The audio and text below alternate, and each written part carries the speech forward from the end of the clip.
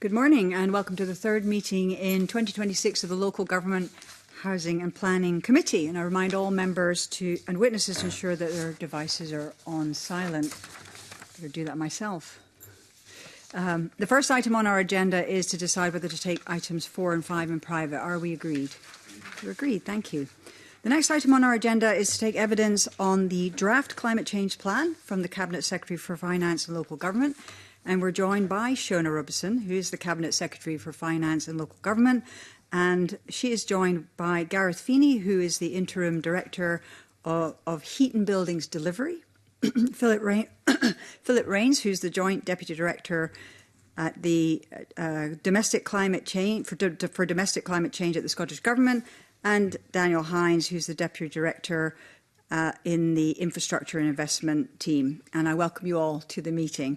There's no need for you to turn on your microphones. We'll do that for you. And I invite the Cabinet Secretary to make a brief opening statement. Thank you. Well, thanks very much, Convener, and I'd like to take the opportunity to thank the committee for the invitation to give evidence and additionally to recognise the work of this committee over recent weeks in gathering evidence and scrutinising the draft climate change plan. I'm aware that the Cabinet Secretary for Housing attended committee last week as the lead Minister for Decarbonisation of Heating in Homes, and as you're aware, the Cabinet Secretary for Climate Action has the overall lead on the climate change plan and will be attending the NZEC committee on the 10th of February. So we meet at a crucial period for climate action in Scotland when both the impacts of climate change and the need to confront the challenges through reducing emissions and building resilience are overwhelmingly self-evident. In February last year, the First Minister called on all parts of Scottish society to play their part in responding to the climate emergency. He also recognised that this requires the continued leadership of the Scottish Government. The draft climate change plan, published on the 7th of November last year, demonstrates that leadership and contains the actions that we must all take.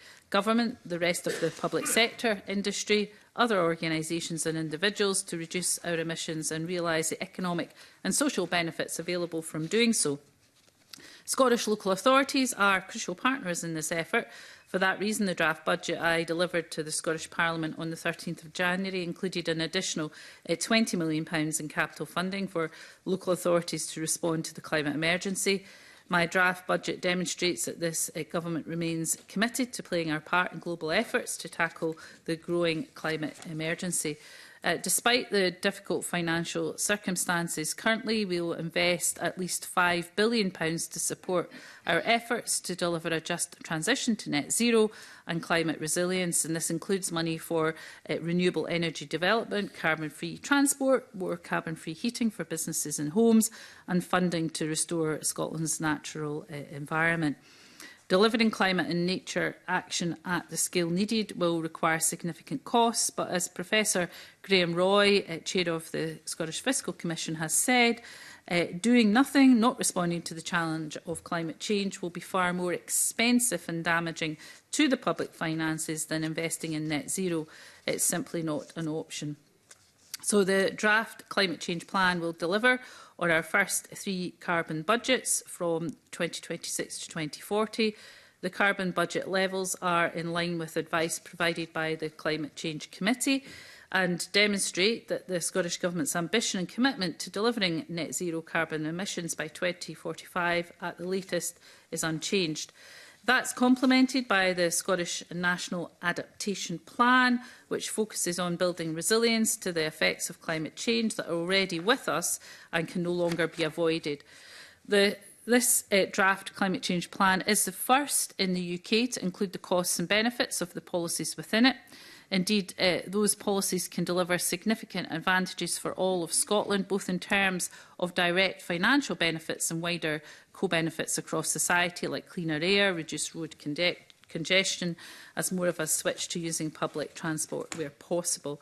The draft plan includes action to boost investment, create green jobs and capture the economic benefits that the green industries of the future offer. Scottish businesses are already realising these opportunities in growing global green markets, from our world-leading offshore energy services to new and emerging opportunities in hydrogen, carbon capture and storage and green finance.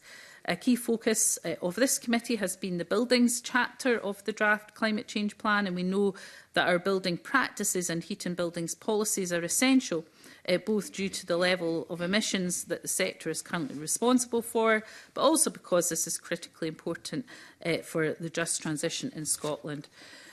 Public consent for climate action is also crucial for the effective delivery of Scottish Government climate mitigation policy, and we know that we risk this consent if we can't deliver warmer homes, more affordable energy bills, or we risk exacerbating fuel poverty. And that's one important reason why the policies in the draft plan have been assessed against the just transition principles.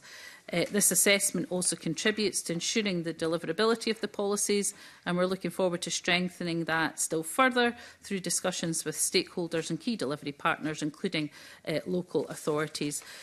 Finally, I have to say plainly that the success of the draft plan also depends on action from the UK Government.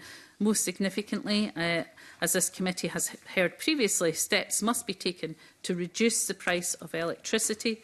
The Scottish Government has been pressing the need for that, and the Climate Change Committee has also called for that. The Scottish Government will continue to engage widely throughout the consultation period of the draft plan, and I hope that all interested parties will have a chance to share their views of the plan and the action it includes. I'm grateful for the opportunity to make this statement to the committee, and I'd be happy to take questions from you. Thanks. Thanks very much for your opening statement. Some very good points there that I'm sure we'll pick up on our questions. So I'm going to open the conversation with some general questions that we've kind of picked up from our previous evidence. So throughout our scrutiny, we've heard that councils want much more clarity on what they're actually expected to deliver under the climate change plan. And I'd be interested to hear from you if the final plan, if there's an intention for the final plan to set out clearer, more concrete expectations for local authorities, including measurable actions, and also given how limited the time is now before the plan is finalised and we come to the end of this session, how will the views that we've heard from councils and other stakeholders be reflected in the final version? Well, just on that last point, absolutely, that's the whole point of having a draft plan, is to hear views and then to reflect that feedback, and particularly where there's a consensus around issues. In terms of the clarity, so the Scottish Government meets regularly to discuss net zero issues with COSLA, and COSLA are also a member of the Climate Change Plan Advisory Group, which has in itself contributed to the development of the draft plan. So there is there fundamental connection into the draft plan in front of you.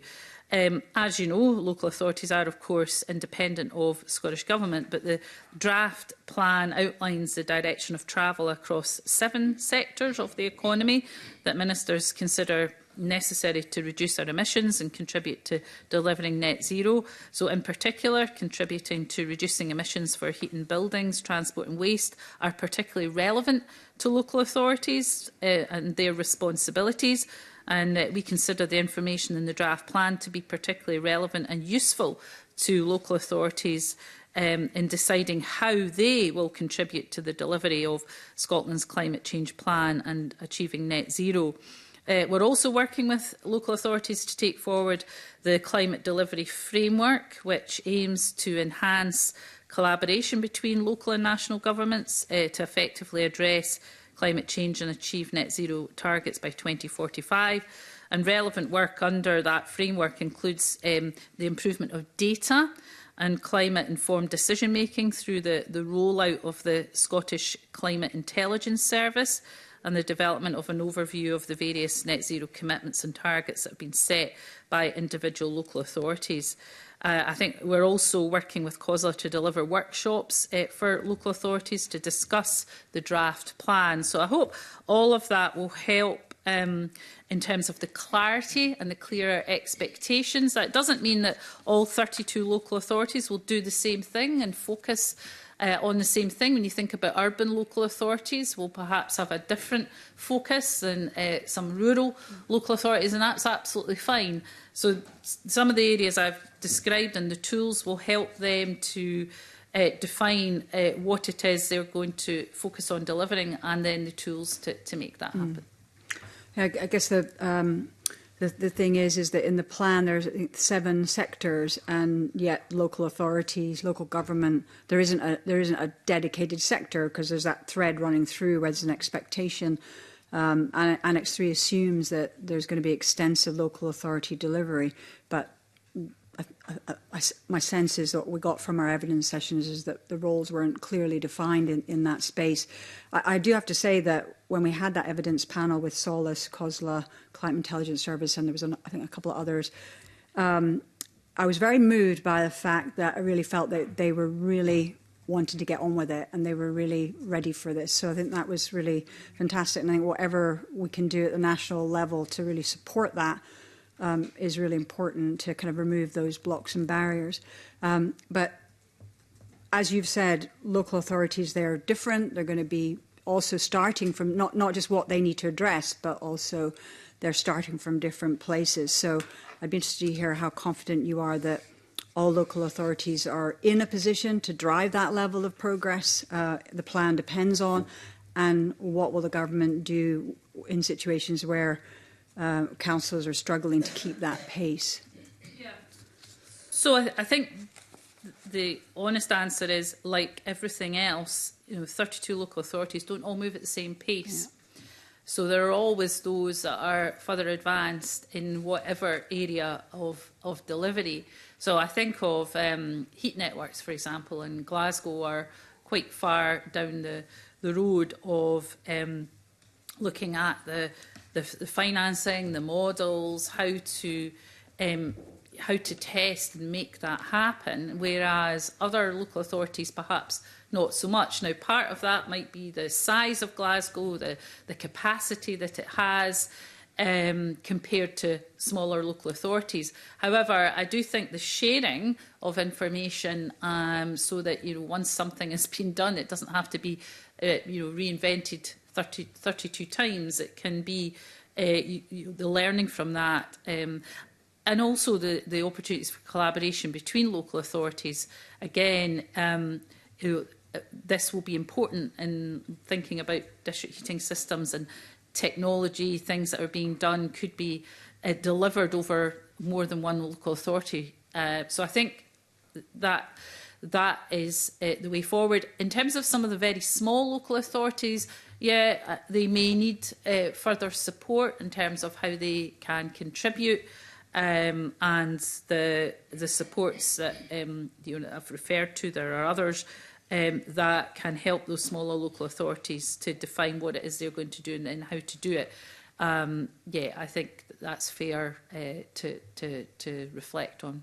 I think there's also something there about rural and island communities and councils where it's a very challenging space to deliver some of that. And I think it's good that we've got the carbon neutral islands, and that's giving us a bit of an understanding of the challenges that they face. But my sense is that, I've been interested to understand if the government has considered potentially front-loading or more support for those harder to transform places where we're not going to necessarily get people onto buses because the buses don't exist, but in some places. But how we make sure we're bringing them along. So that's fair comment about the bus network. In rural areas, that can be a challenge in terms of availability. It's an issue that has been raised with me before. The Cabinet Secretary for Transport is very aware of that.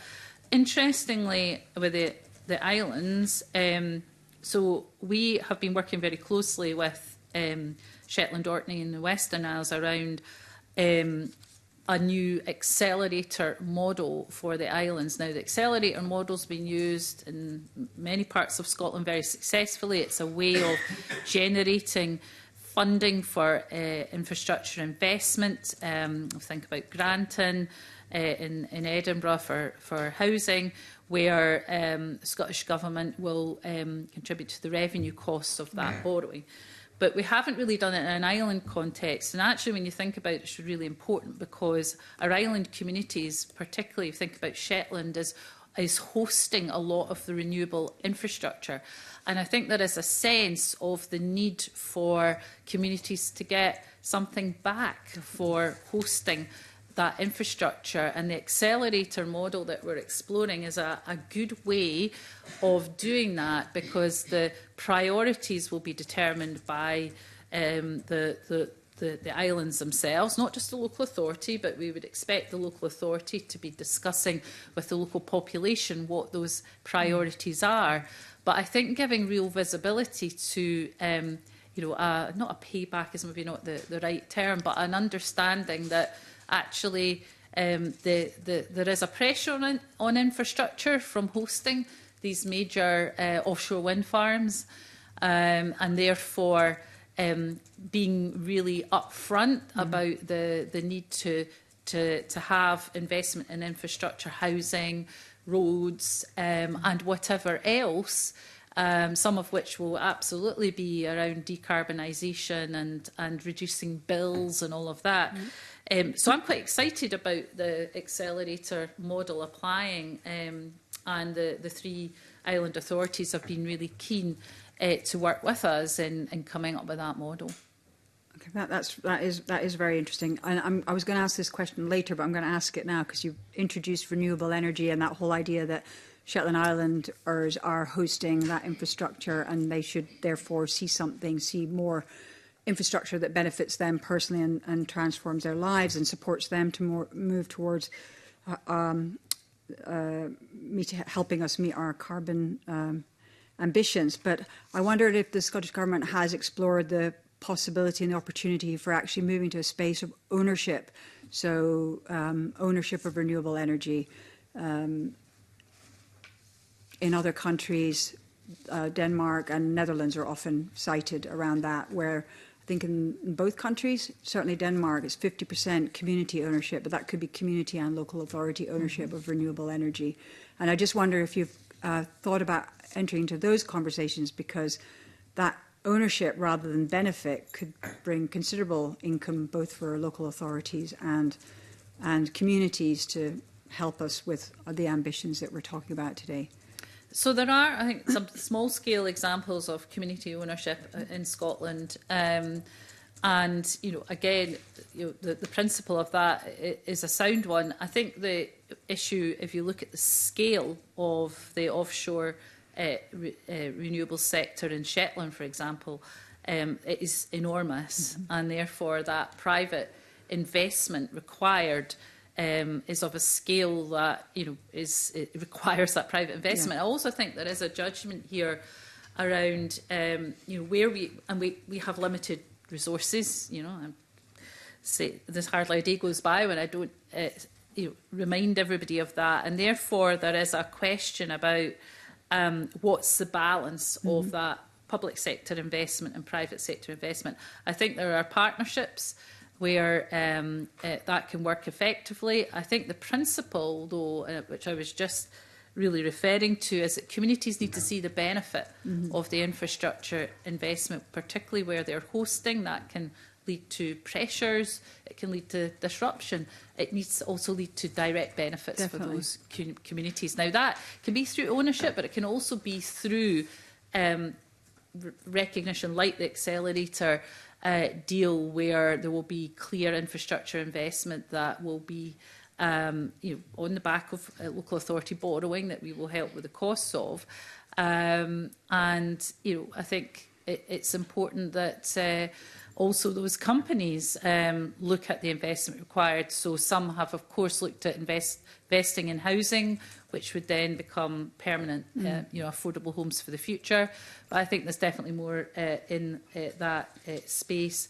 I think just on the CARES scheme, I should mention, which does support small-scale ownership, working with investors on community benefit. But I guess, again, some of the scale of some of these developments are not small scale. They're huge and really important for the Scottish economy. Yeah, for sure. And I think here we're not necessarily. So a couple of things. One is I would say let's look at the space of onshore wind and community and local authority ownership of that. Yeah. I think Orkney Island Council have done a great job of actually setting about having ownership of their own renewable, a number of wind farms. So I think this is about, yes, the scale is big. Yes, we need private finance, but is there a space where the government, maybe through SNIB, could support communities to actually own a piece? And we do have a requirement, an ambition, I think. The government has an ambition to have at least 10%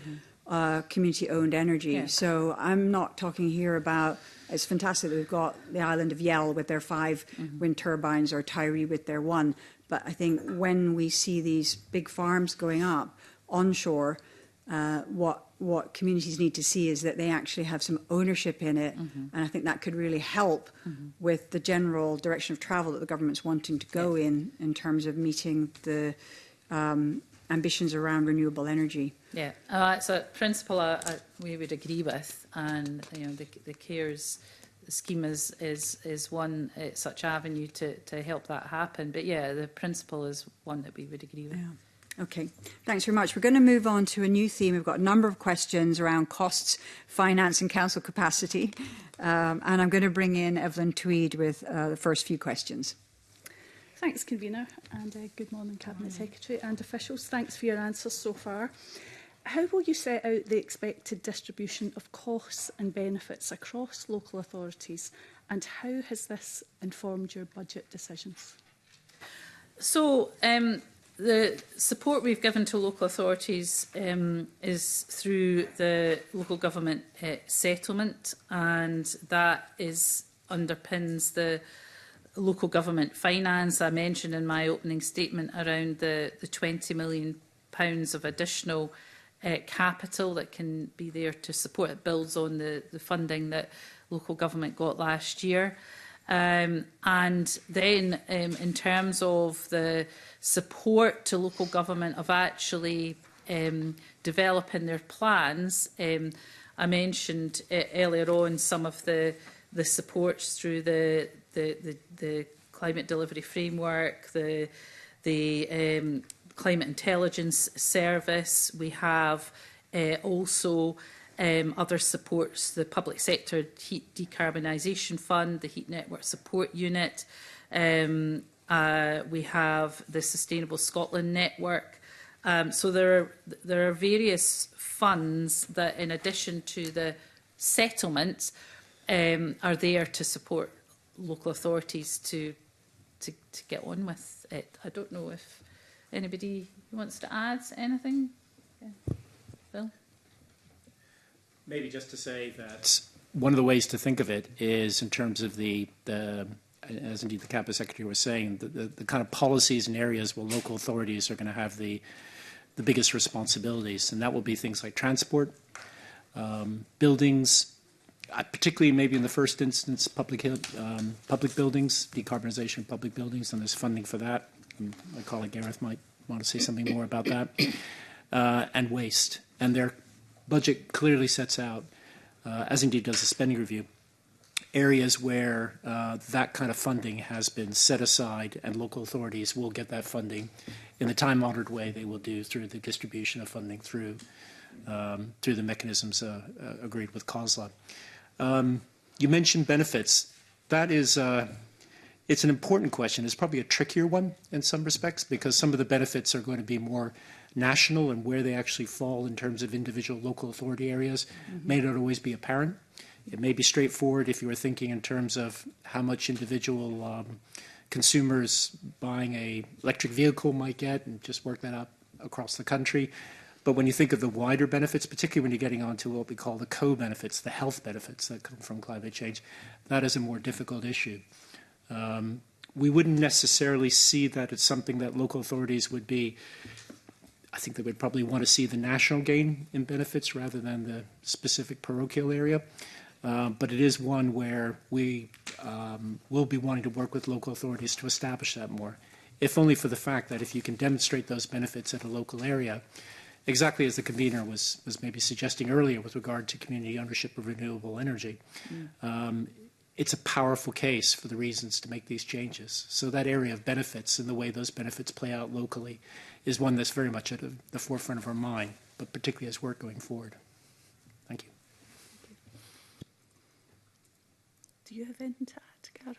I can pick up on the area-based schemes which we spoke about kind of last week. So one of the kind of key ways we work with local government in the heat and building space is through the area-based schemes, and the funding settlement that local government get includes funding for area-based schemes, and there is a formula that sits behind that which is agreed with COSLA and local government, which takes into account some of the costs of delivery.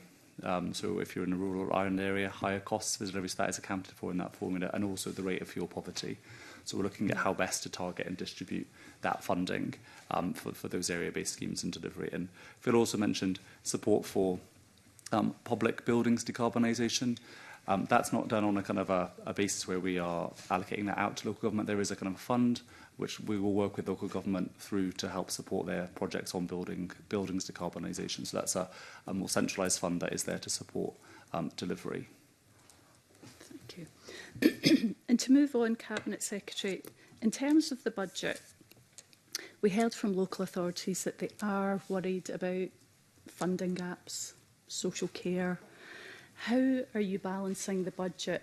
You've said you've got £20 million in place for climate change policies, but how are you going to balance everything overall for local authorities? Well, it's a challenge across the whole of the public sector, given the demands upon it and all the varying competing demands, of which tackling the climate emergency is one. You mentioned social care is another. What we have done in terms of the 26-27 budget is provided local government with a real terms increase in the settlement to almost 15.7 billion. As I said earlier, it also allocates time-limited funding of £20 million capital to support councils respond to the climate emergency. How that funding is allocated is a matter for councils. We've also given councils a lot more discretion, a lot more baselining of funding, a lot of reducing ring-fenced funds, which can help local authorities to meet the demands that they have. No one is saying it is easy, but like the rest of the public sector, they will have to ensure that they can manage using the levers that they have. They've got full discretion over council tax as well, to be able to set their budgets and meet the priorities of local people. Thank you very much. We're now going to move on to a number of questions from Fulton McGregor, and he's joining us online.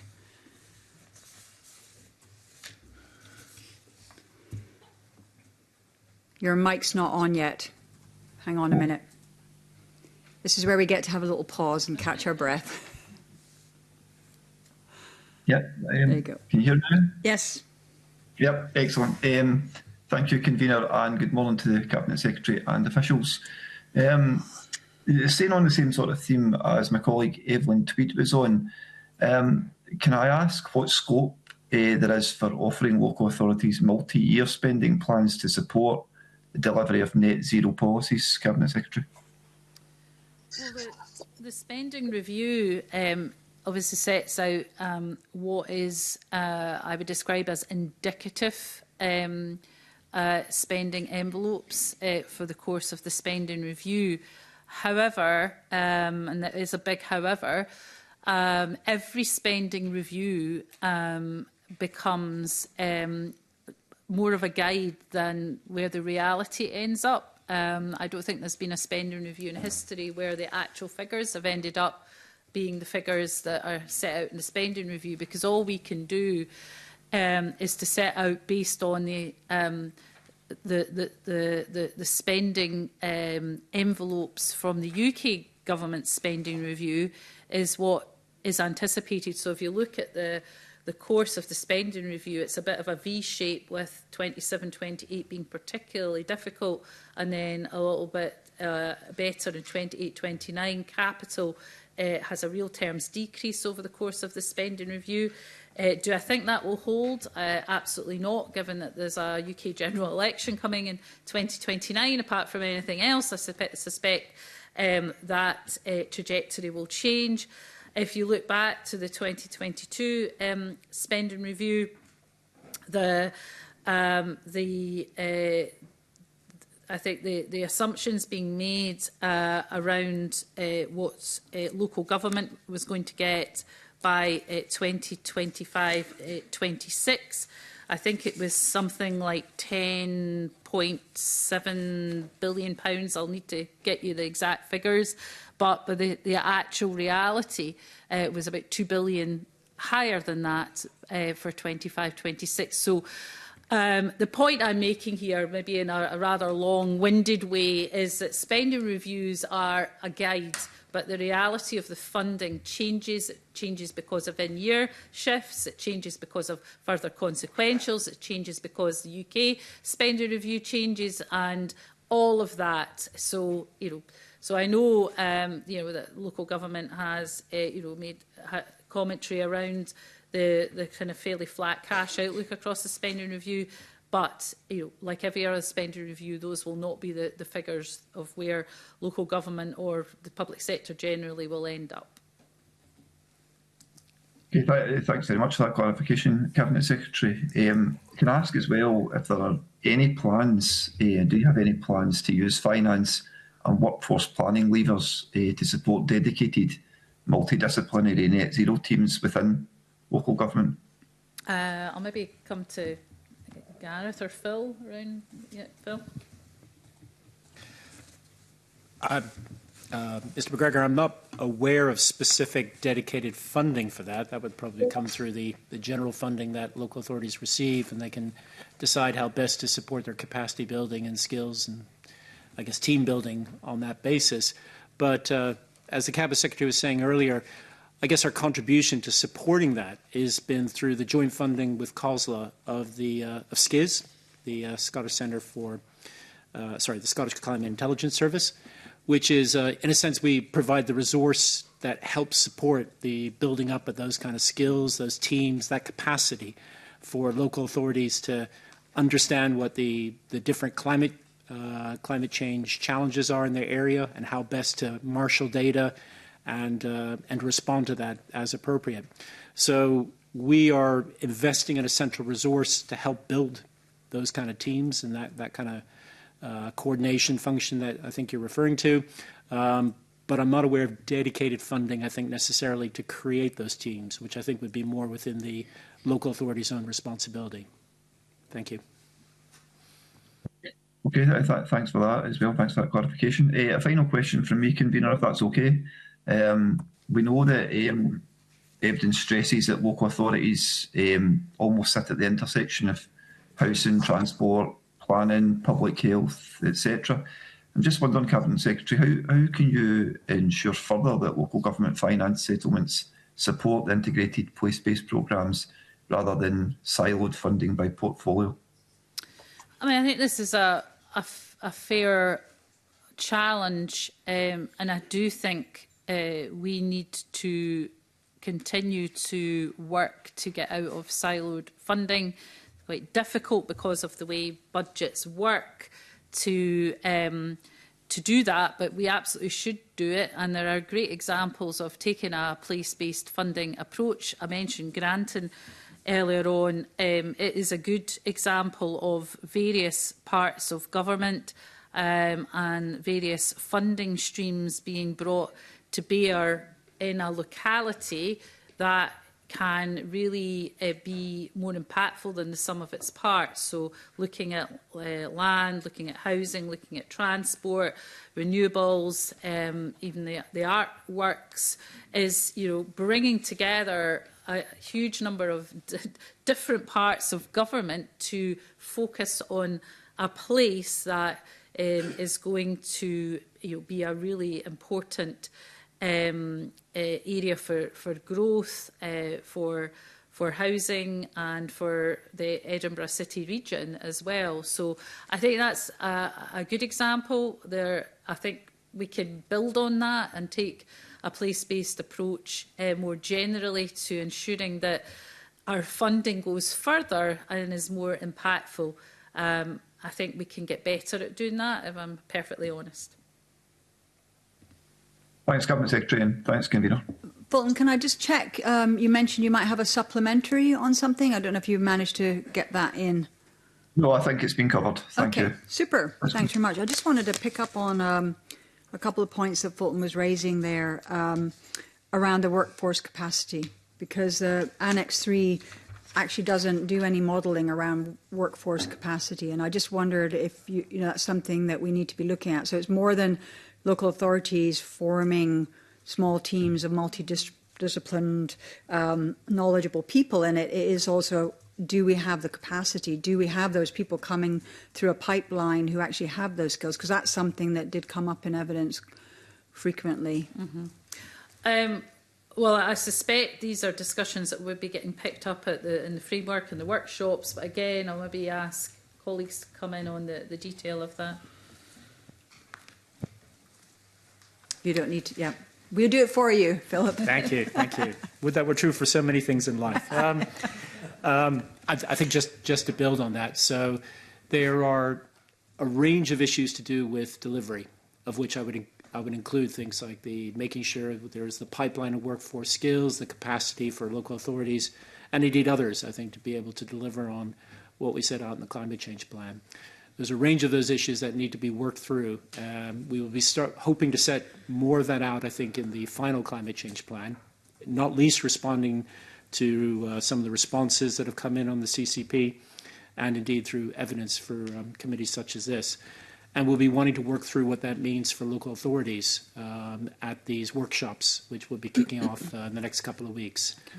We didn't really want to lean too heavily into what I might call delivery or capacity building issues in the draft, because the draft we saw as the opportunity for setting out what it is we wanted to do. Mm-hmm. And once you start getting the feedback on that, that starts to shape how do you do the thing you want to do, rather than blue petering it, if I can use that expression, saying here it is all done and dusted and everything, what have you. So there are issues we recognize we need to work through. We have the mechanisms to be able to work that through with local authorities, and I think there's a will on both sides to push ahead with that, to make good, I think, on that enthusiasm you noted in local authority evidence before that committee. Okay, thanks. We might need to have a jargon-busting glossary for what blue petering means for some people who are looking at the official report or watching this.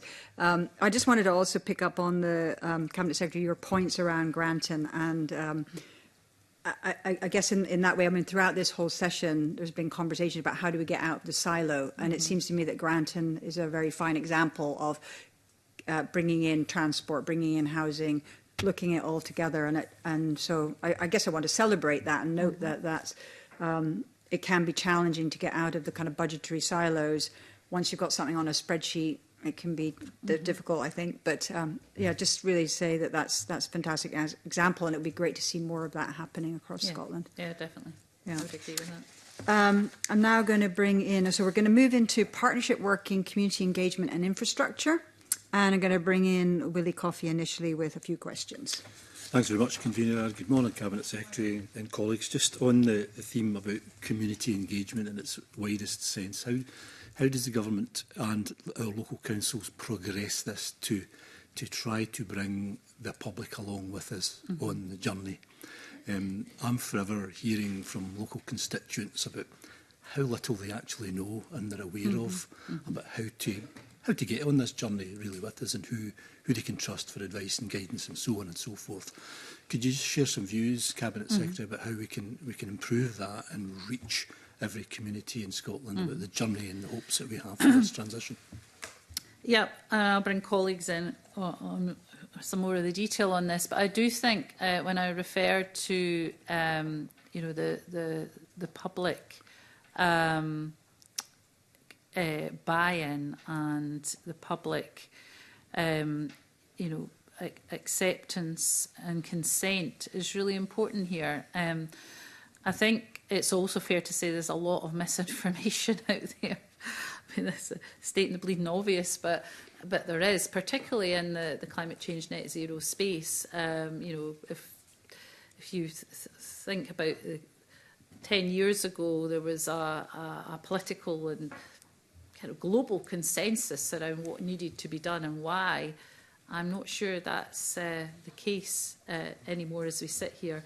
So trying to get good information, factual information that can counter some of the disinformation and misinformation is incredibly difficult. So then it comes down to trusted sources of information. And who do people trust? And again, you know, not that can be difficult. So I do think there is something about the connections that local authorities and community organisations have with their local communities, where discussions can be had that are genuine, that a flow of information can be produced, that it doesn't sound, you know, lecturing, or and it can be a two-way conversation that local people can express perhaps some concerns around. We were talking earlier about the hosting of infrastructure. We know that that is an issue. People, young local communities, need to see the benefit from that, and I think there has to be a genuine conversation. But that can be difficult when you've got a noise, particularly around social media, and things can be misrepresented, you know, in the flash of an eye. So I do think that there's no easy answers to this, but I do think the more local councils can go with community partners, and there are some really good structures within local government with community partners where they are tried and tested around consultation, for example, not just around climate issues, but many other issues.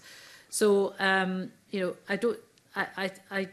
there's not a blueprint for this, but I do think it has to be about trusted partners, about good quality information, factual, that can help to counter some of the misinformation, I think is, you know. Phil, do you want to?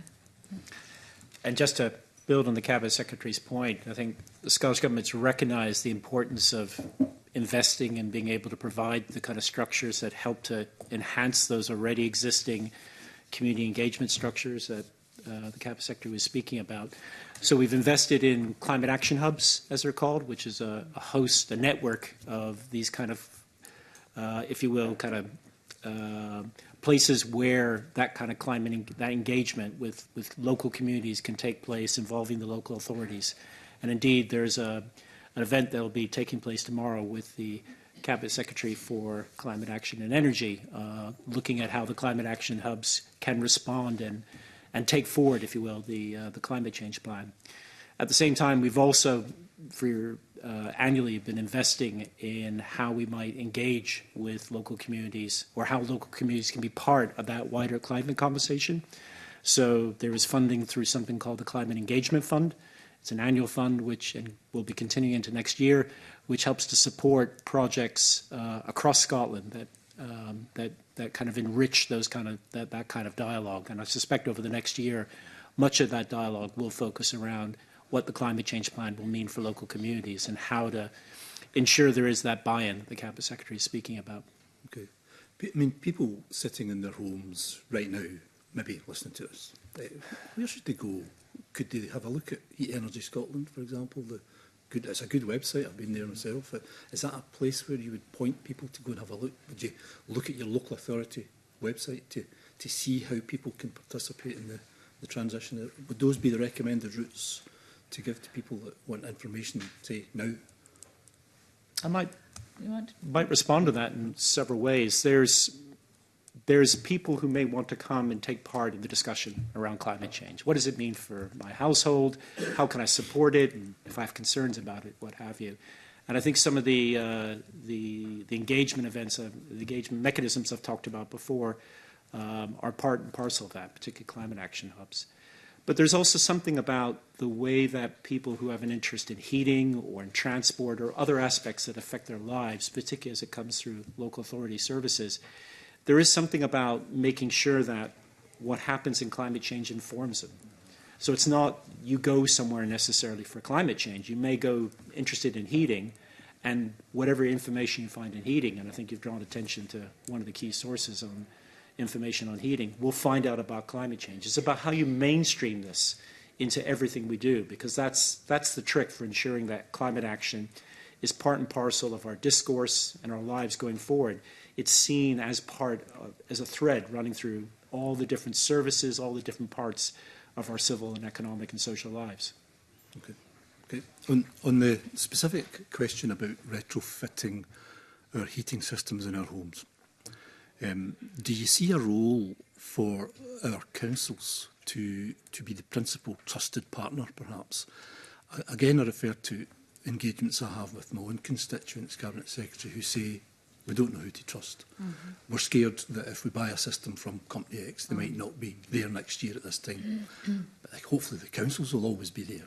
Do you see a role for the councils to participate much more widely in this? Because the private residential sector, the numbers in Scotland are 9 times that of the remaining council stock. Mm-hmm. And I know that some councils are beginning to retrofit their housing stock, particularly in flats, Cabinet Secretary. But do you see a role there for the councils to be that trusted partner, perhaps even a delivery partner that could engage with the private residential sector in Scotland to really get this transition moving at pace? I mean, I think that could be a model that could work. I go back, though, to my earlier point about some local authorities will have more capacity in that space than others. So if you think about Glasgow and surrounding conurbation there, you potentially would have more capacity, more ability to enter into potential contracts to deliver pretty big ambitions in the when you think about the tenemental properties, for example. Other local authorities that are much smaller and may have a very different housing stock will be in a different position. I think one of the reasons that Glasgow is so far ahead with the district heating plans, I think, is very much with a view of how do you move forward in a way that has multi different tenures for properties, business requirements. District heating potentially could be a good solution in terms of affordability, and working as that public-private collaboration where you could have ready customers for a hub through the public sector that can help to move things forward, but then also provide an option for businesses to come on board as well. So that kind of hub and spoke model is something Glasgow are looking at. But I don't know, Gareth, do you want to say anything around the retrofitting specifically? I think it's probably something Mary touched on. Yeah, we spoke a little bit about this last week. So the area-based schemes, really good example of, I guess, the councils, leading the charge in retrofit. Limited to certain kind of building types and in certain areas at the moment. There's a really good example not far from here at Loch End where they're retrofitting the tenement blocks in that area, and it's kind of transformative. And that's focusing on, it's picking up their own stock. It's also infilling owner-occupied stock as well and working with the local community. So I think local government do have a real role in that. And when I was out visiting, actually somebody was getting off a bus and stopped us in the street to say, when are you doing my block? When are you coming? When are you going to do my flats? That was really exciting to see. So I think they absolutely do have a role. One of the things that Ms McCallum referred to last week is a review of our schemes that we are starting to kind of kick off, and something that we'll be doing over the coming financial year, which will be looking at the role of area-based schemes and the role of place-based mechanisms. So we're very keen to work with local government to understand how we can evolve their role and build on what they're doing at the moment. But absolutely, they are a trusted party, and I think that example that I just gave of somebody stopping us in the street, getting off the bus, is a really good example of the trust in that local government scheme and somebody saying, well, actually, this is happening to my neighbours. When are you coming to treat my property? So I think they absolutely do have a critical role in that support mechanism to help people understand and navigate what's to come. And that's why I guess that the LHEs, the local heat and energy efficiency strategies, are very important as well. Something that local government has led, 32 now in place, a really good communication tool and engagement tool to start to have conversations with communities and individuals about what's to come in their area. And now this is over a very long period of time, but it's the start of a longer term plan that needs to be built on and then rolled out. You mentioned, Cabinet Secretary, the price of electricity, and again, my constituents say to me, why should I switch to something that's 5 times more expensive than what I pay at the moment? Gas is 4 or 5 times cheaper. What do they say?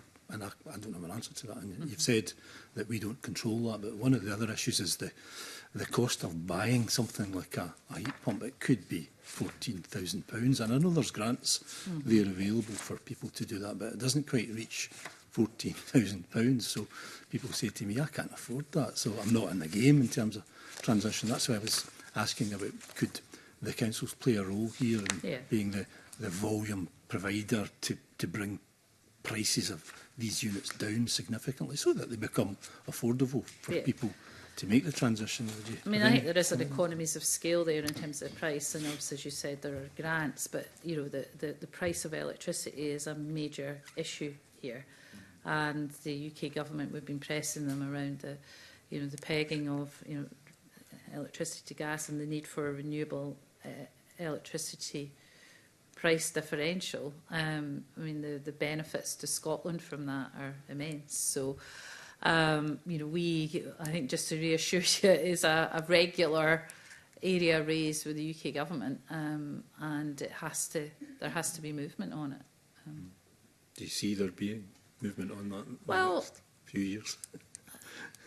If you look at their ambitions in terms of the overall, they're probably they're kind of not facing in a hugely different direction than we are. And certainly the rhetoric is there, but you have to there has to be movement on that. Otherwise, so many of the things that would flow from the viability, the cost effectiveness argument, with the fuel poverty issues for one, there has to be movement on that. So I guess you've got to remain optimistic. Okay, thank you for that. Thank you, Convener. Well, thanks for that. I just wanted to pick up on Willie's point about councils being a volume provider. It's something we've talked about over the evidence sessions. Volume provider for air source heat pumps or whatever is the appropriate technology in a house. Is that something that councils could do? Is there kind of space in the procurement? Or I just wanted to kind of see if we've looked at, are there any blocks that would stop them from doing that? Or is that something, if they decided, yeah, that's a good idea, let's do that.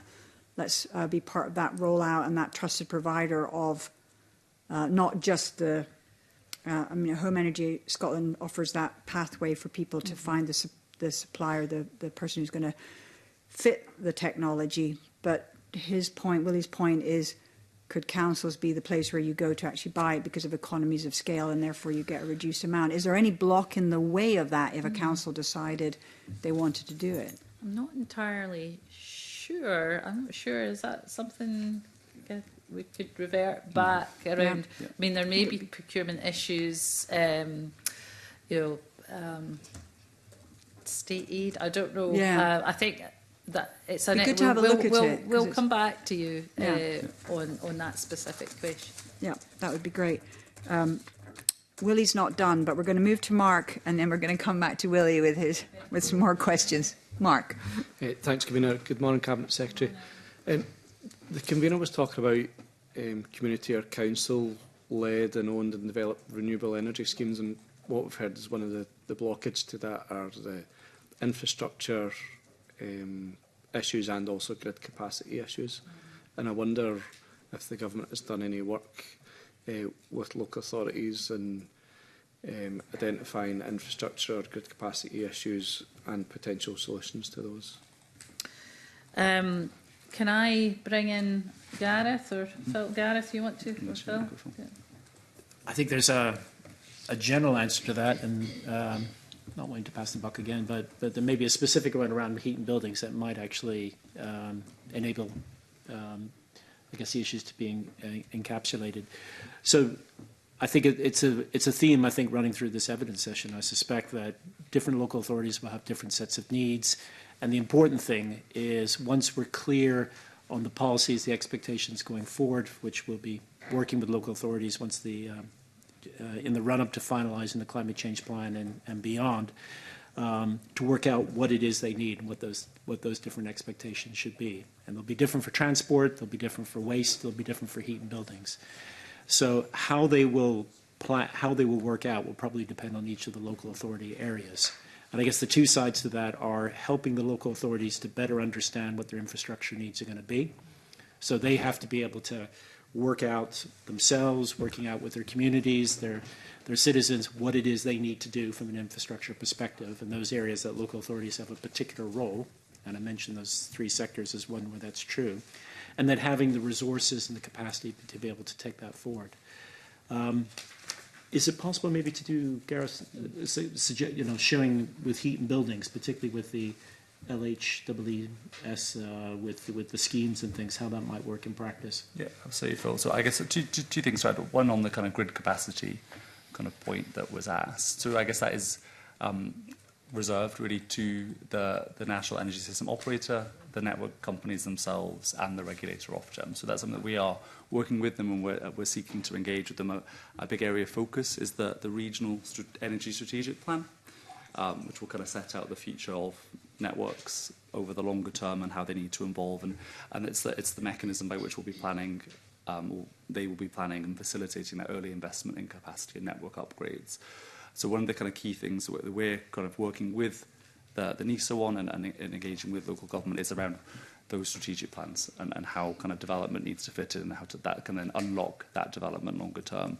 On the kind of the heat side, and kind of diving into that, I think the local heat and energy efficiency strategies are a key enabler guiding that development, where that needs to occur. So identifying where a heat network is or needs to be developed over the long term, and that becomes an engagement point to have those conversations with the energy network companies and the distribution network to say where this investment is needed ahead of need and how can we work together to make sure that is planned in. So I think it's a case of that kind of forward planning, working with the NISO on that the regional energy plans, but also using the kind of more localised mechanisms like the LHEs to really drive that kind of forward and plan that engagement over the longer term.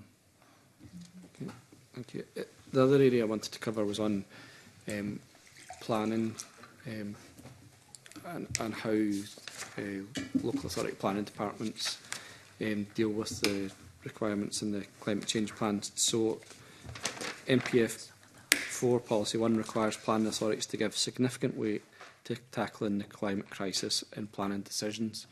I wonder what is the government expectation in terms of balancing the requirement within MPF 4 in terms of the climate change plan, but also with other competing priorities. You know, we talked about a housing emergency, we talked about economic development priorities as well. How are council planning departments expected to balance the sometimes competing demands of climate, of housing emergency, of the economy?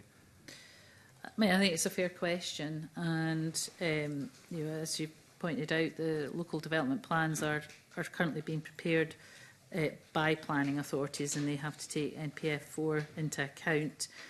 I think in recognition of some of the competing demands and the fact that some planning departments within local authorities are quite small, the planning hub has been developed with an explicit focus and priority on renewables and on housing, to be able to give additional support to local planning authorities who might struggle, particularly with large, complex applications. So that is very much with that in mind. I think there's also something for local authorities to reflect upon around, you know, is planning ripe for looking at some shared service agreements? Because when you look at there's a lot of competition between local authority planning departments to recruit staff, and they quite often end up taking a member of staff from somewhere else with the experience, and so it goes on. I do think there is scope for looking at how they might operate on a more regional basis, or sharing resources rather than kind of all competing for the same in a limited pool. There's also work been going on to train more planners, which we can write to the committee, give you some detail around, but in recognition of the importance of the expertise and of the profession, and the need for that pipeline of people coming through. I don't know, Gareth, do you want to say anything more about the planning hubs? Yeah, or Daniel? But so planning hubs are absolutely born out of the recognition that capacity and expertise is sometimes challenging. Okay, and that planning hubs there is a centralised resource. I wonder if, as well as that, if there was any plans to give direct support to planning departments themselves when it comes to taking forward recommendations of the climate change plan. Well, again, happy to write to the committee with more detail around the role of the planning hub, but my understanding is that the planning hubs will support local authorities that are particularly dealing not with the kind of small development that is kind of day-to-day meat and drink to a local planning department, but some of the complex, large-scale applications that some local authorities will deal with more than others, depending on their location, for obvious reasons around where some of these developments are happening. The hub should be in a position to give that additional support.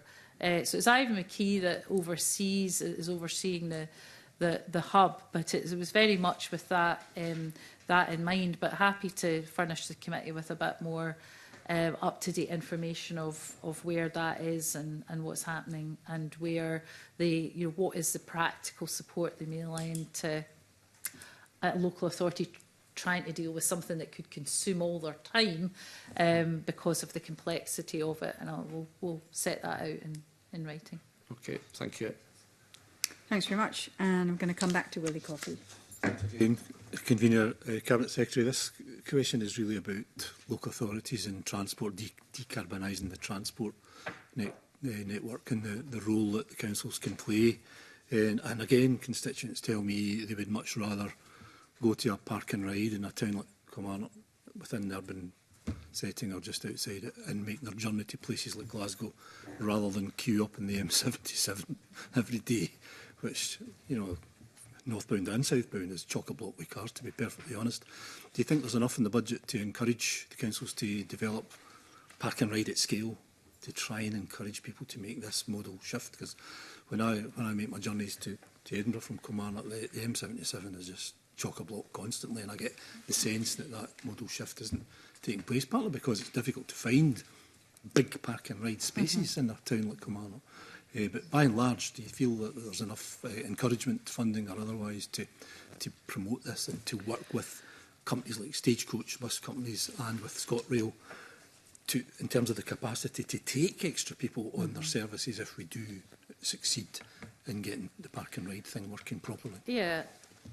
I mean, again, it's horses for courses, and that might be a very good solution for one area, but not for others, depending on location.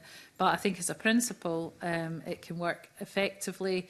Again, it comes down to the kind of regional partnerships and the regional planning, because it will span more than one local authority in terms of aligning all of the things that need to be aligned. So I would have expected ideas like that to be part of those, the regional transport partnerships, looking at how do they come together to look at modal shift? How do they come together to have a clear set of priorities for the funding that's available? So,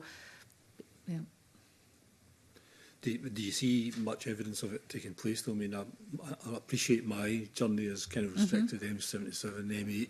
That's my life, driving in that road quite a lot. But do you see that taking place elsewhere, where authorities are providing these facilities to get people out of the cars and onto the buses and on the trains? What I see is that local authorities are looking at all of these things, and they are looking, often discussing these issues on a more regional basis rather than just individual local authorities. So I think that is a good thing. What then emerges from all of that is a different question, because it would need to be a process of negotiation, of priorities.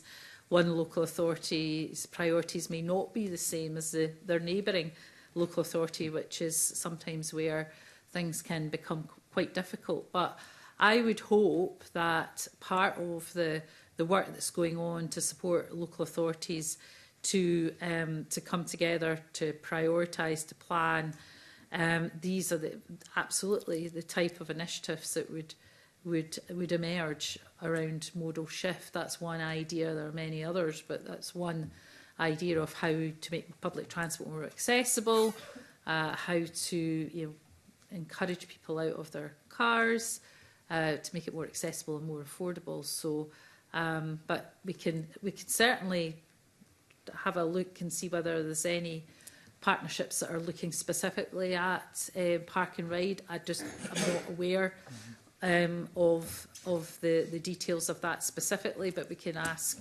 transport officials to provide the committee with some detail around that. Okay, thanks very much for that. Thank you.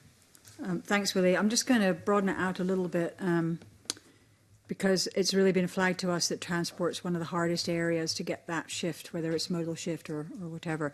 And I just, through the climate change plan, I would like to understand if you recognise that, I mean, I did see nodding heads there, that it is the hardest, and then therefore we potentially need more financial support and a recognition in that space to support local authorities with things like EV rollout or integrated ticketing, or as Willie's highlighted, a very good example of park and ride that would help support that behaviour change of people who do actually want to take public transport. So just that bit of what does the government see? And I know we've got the Verity House agreement, so local authorities are really empowered to do their own thing. But this is the government's climate change plan. What kind of acknowledgement around financial support would come with that? Yeah, well, transport is critical. And again, I'll bring colleagues in. It's presented as a negative net cost, i.e. a net saving, because the financial benefits that accrue to households and businesses through things like the electrification of transport, modal shift, are expected to be greater than the financial costs. So it is a biggie in terms of delivery. We are exploring opportunities for the marketisation to reduce the public sector costs of the actions in the draft plan, including transport actions, because it can't, the cost of all of this can't be borne by the public sector alone. It just wouldn't be sustainable. Public and private sectors really you need to see them working together, both at a local and national level, if we're going to achieve those ambitions. That would be, I guess, kind of my initial thought. I don't know if Phil, do you want to come in?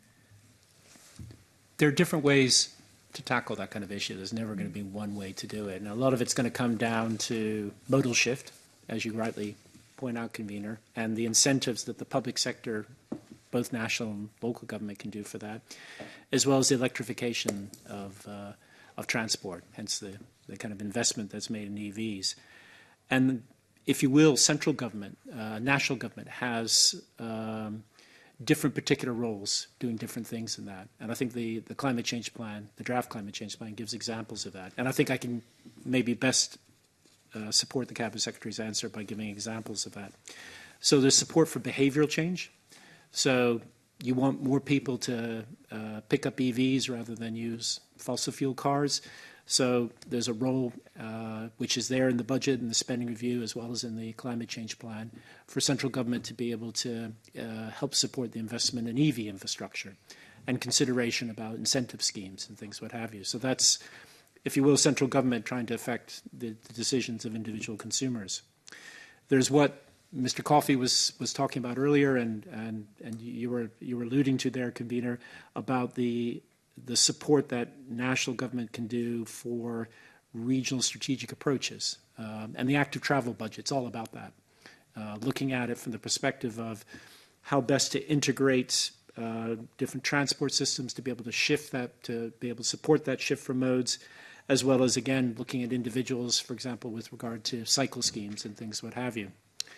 And then there's the more, what you might call blue sky side of things, which is how do you invest in areas which are quite a ways in the future to be able to develop that decarbonisation. And that's where, for example, heavy goods vehicles is particularly important, where there's a longer journey, if you will, for how to address that. And again, the climate change plan sets out policies for that, and the spending review sets out what that would look like, I think, for much of the first carbon budget period. So there are different areas where central government has a clear role for supporting local government in that. Laying those out, just on the integrated ticketing, is that something that you're looking at? I mean, because that's like, is that, if we were talking about integrated ticketing, even though we've got the Verity House agreement, it would make sense for that to be a national process, given that people travel throughout, you know, from, like, I'll use my example, I travel from Murray through numerous local authorities to arrive at Edinburgh City Council. So is that something that would be looked at a national, in the national level? Integrated ticketing? I will revert back to the committee with that information because I don't have it to hand, but I would assume so, either that or a regional basis. Yeah. But yeah, I would struggle to see how it would work effectively at a very local level. But let me come back to you on that. Great. Thanks very much. We're now going to move on to our next theme, and that's data and monitoring. And I'm going to bring in Alexander Stewart for that. Thank you, Convener. Good morning, Cabinet Secretary and your officials. Data and monitoring has already been identified as an area that local authorities require to work and combine with the national infrastructures when it comes to dealing with intelligence as to how we can manage that data. And that can then be helped to disseminate and ensure that funds follow. So I think it's important to just ask you today how the Scottish Government supports the development of national intelligence and data, making the most of the national and local government information that we have to ensure that the information is shared to allow planning and monitoring of climate change policies. So it would be good to get a flavour of what you think that looks like and how it can be managed to ensure that that data is collected effectively and shared. Yeah, I'll ask officials to come in with some of the detail because they're closer to how this will work in practice. But I think we have recognised the issue of data. The Climate Intelligence Service, which was mentioned a few times during the session, is supported by ourselves, COSLA and 32 local authorities on a 50-50 basis. I think the funding was about 1.8 million for 25-26, and it's largely a capacity building programme that is able to take a unique approach, supporting all the local authorities. But it's not just a data platform, but is helping to help build capacity to solve the climate challenges that we've been talking about today. So it's about how you use the data to be able to then inform your plans and then deliver on those plans. It's also making links with other organisations like Adaption Scotland. Again, officials will be able to tell you more about that. We'll look at how wider just transition considerations might be brought into into this work. So, so that is the overall aim. But again, I don't know whether Phil, do you want to say a little bit more on the And data? indeed, just a small correction. The 25-26 funding for SCIS is 1.1 million. Just saves it later My on. apologies. No. It's just lots of numbers, I guess, within the text. I guess the issue about monitoring and evaluation is ensuring we have the national data collected as timelessly as possible to be able to allow the tracking of ministerial legal responsibilities. Ministers have responsibility for ensuring that the carbon budgets are met. So how do they do that? There's a combination of, if you will, the kind of outcome measures, which are ultimately emissions, but also knowing about if we have national policies, EV take-up, heat pumps and things, what have you, all that sort of thing. But ensuring that local authorities have what they need to take forward what makes sense for them. And it's being able to give them the capacity to be able to collect the data they need. And it is, I think, you, Mr. Stewart, you were kind of very alluding to that ability to use that, the capacity for understanding that. So we have a role in helping to support them have those skills. But ensuring that they're that where they're collecting something that is important nationally, that we can collect that. And that's what SCIS, use the acronym, is helping to develop.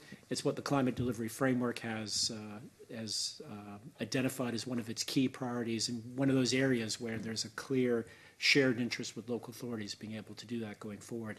And that's where we see a lot of the work developing over the rest of this year, particularly in the delivery side of things, because monitoring and evaluation is critical.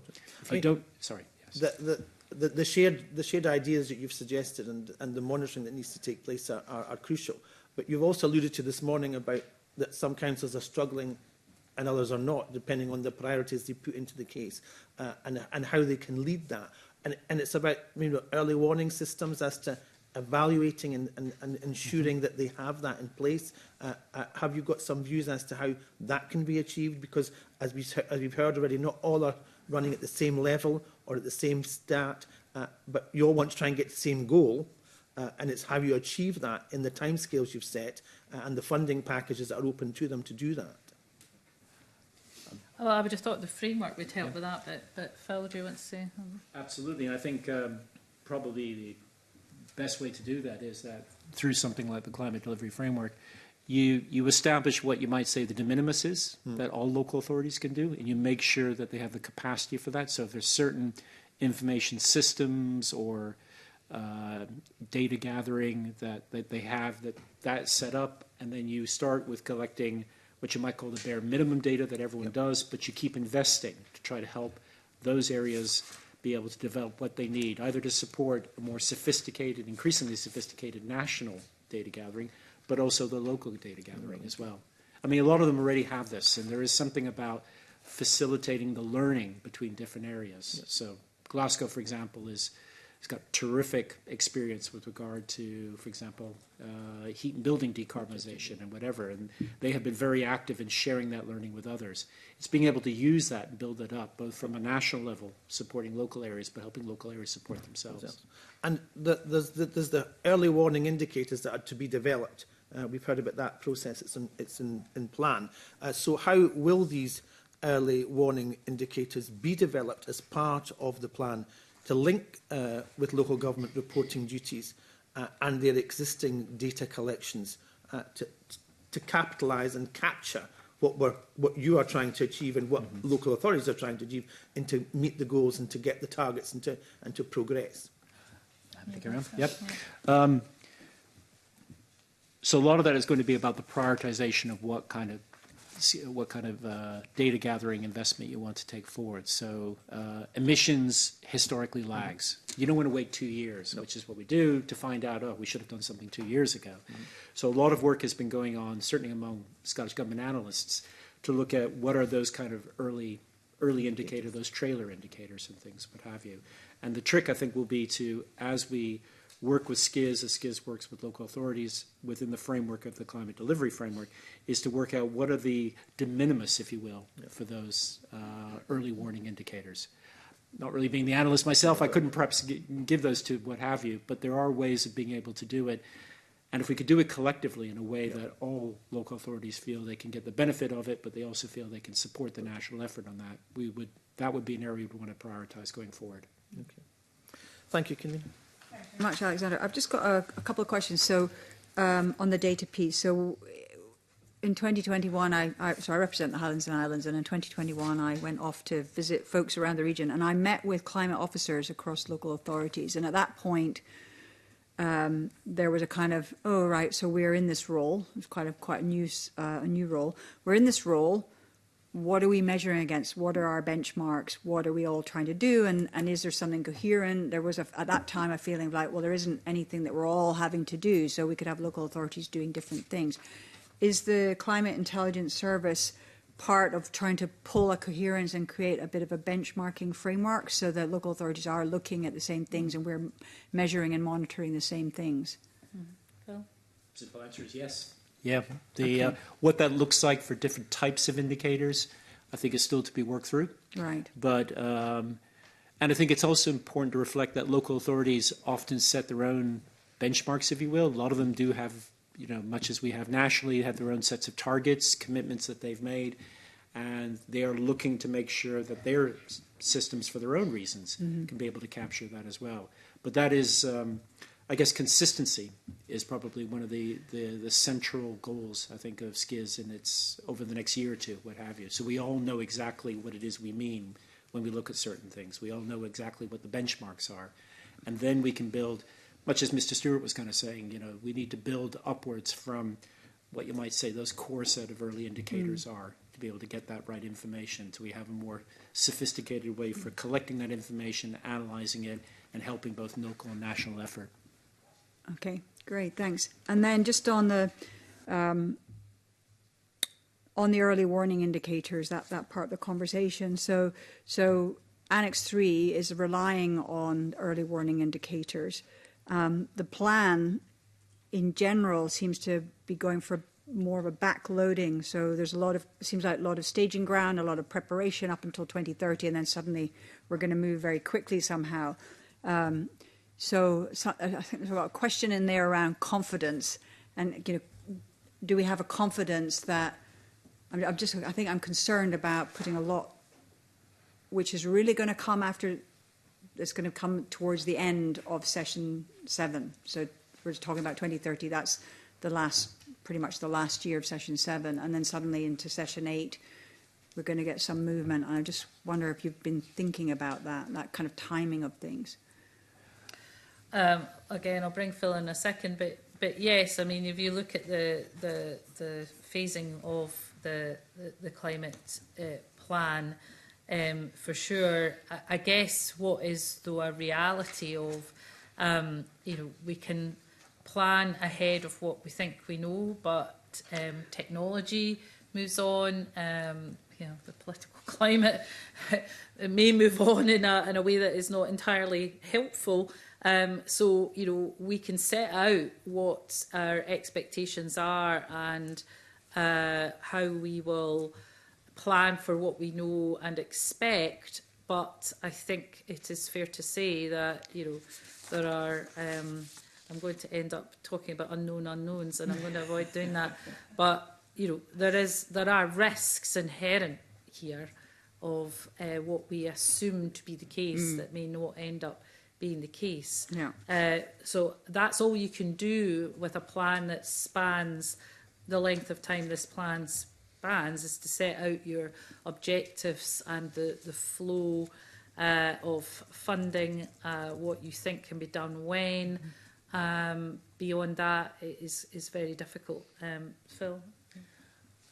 Maybe just to add to that, much of where we need to get to by 2045 depends hugely on behavioural change. It's something of a cliche, but I guess there's a lot of truth to it, that much of the heavy lifting in our decarbonisation, our journey, which would involve doing big things and getting big results from it, for example, with regard to the decarbonising the energy system, has been done. What we have to do now is persuade people to change their lifestyles to adapt to the new world we're moving into and to get the benefits of that. And behavioral change never really goes linearly.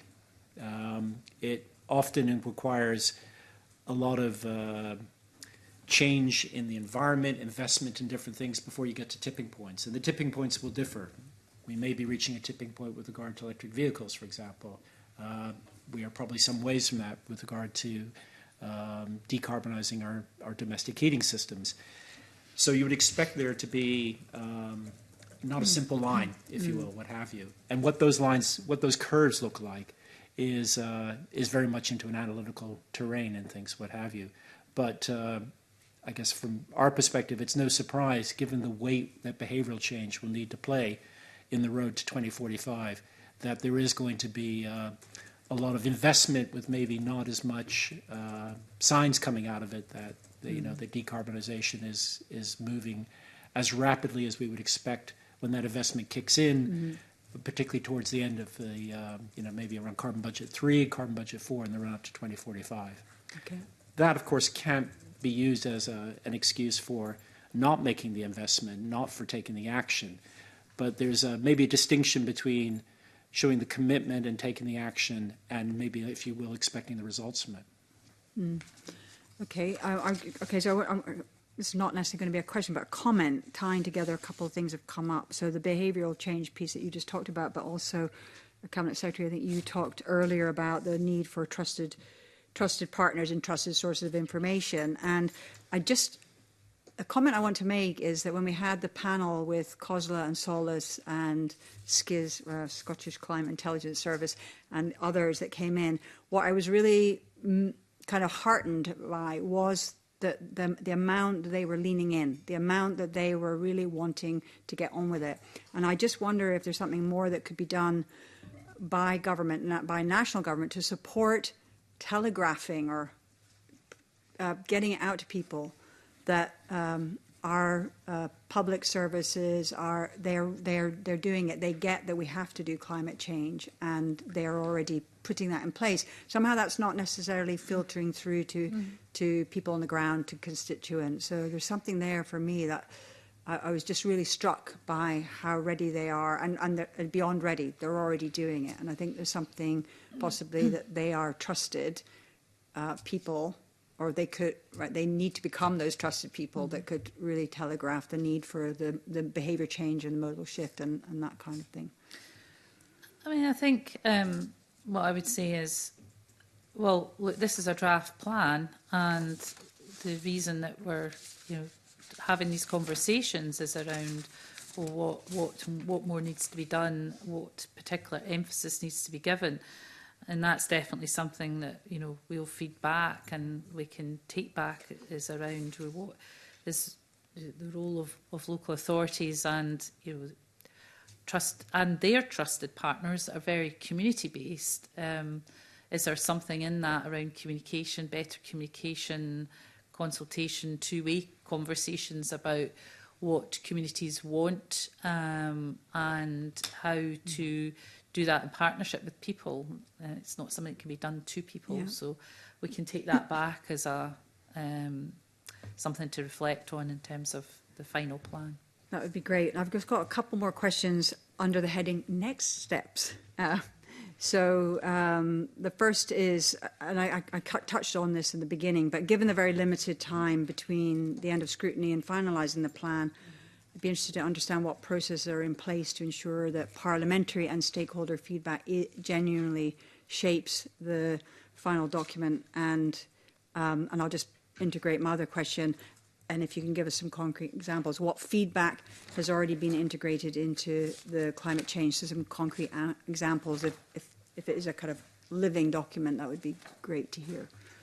Well, I'll bring Phil in, but just to give you that, like, further reassurance, building what I've just said, that a draft plan is a draft plan, and we absolutely want to hear views, and for that to then be reflected in the final plan. So, there will be, all of the normal gathering of information and feedback from whether it's parliamentary but also external as well, and from our partners in local government and elsewhere. So it's just to give you that assurance. Phil, I don't know, in terms of examples or next steps, mechanisms. I think just it would be poor practice if we just simply downed tools and waited for the Parliament to provide its report and for the consultation reports to come in from the close of the public consultation. We already mentioned, I think, during the course of this evidence session that we are having a range of discussions with stakeholders. We talked about local government. We've already mentioned the climate action hubs. There's a lot going on with business partners, with ENGOs and things, what have you. So we're getting a lot of feedback. And while I wouldn't want to say that every time we get feedback, we go back and change the draft climate change plan, it's not a living document in that sense. We've been absorbing. We've been following closely the evidence sessions. I mean, colleagues are probably listening carefully now to what we're being said, as they should be, and picking up what the themes are that are coming out of it, and also getting a sense of the diversity of views that are coming. So we're not waiting to be able to take action because we know the timescales are tough. We know it's very tough for Parliament, but it's equally tough for us to be able to respond. You asked for, I guess, an example of, if you will, where the final climate change plan might be building on these kind of responses and going forward. And I think I'll come back to the example the Cabinet Secretary has already said something about, which is delivery. We knew when we put out the draft climate change plan that it would be perhaps even to some extent a little bit of hubris on our part to set out the policies we're doing and then say exactly how we're going to deliver them before we've had a chance to debate them, to discuss them, those policies and their efficacy and their appropriateness more widely. But now that we're starting to get that feedback in, we know that we have to start capitalizing on the enthusiasm that you've noted on local government partners and which is there more widely among delivery partners to get on with things. And we need to start thinking about what those delivery mechanisms might look like. So how we're going to hit the ground running once the climate change plan becomes part of what this government, what the next government and governments for the next 5 years will be doing. And we'll be setting more detail on that out in the climate change plan, subject to ministers and things, obviously. There'll obviously be cabinet discussion of this, what have you. But there's areas where we know we need to develop further, and that is coming directly out of the feedback from sessions like this and from talking to stakeholders. Okay, thanks very much for that. I'm going to pick up a quick supplementary I meant to ask earlier about the climate action hubs. You mentioned how much support do they get? How much checking in and bringing them all together? How many do we actually have across Scotland? And how much support do they get in terms of, because you're identifying them as quite an important place for people to come to get understanding of what's going on and how they can participate and contribute. I just wondered, how much they're supported. Well, my colleagues will probably chide me, I think, for not having the number exactly to my mind. I know it's well into double figures, but we will write back with that, perhaps maybe saying something out about the financial support that has been set out as part of the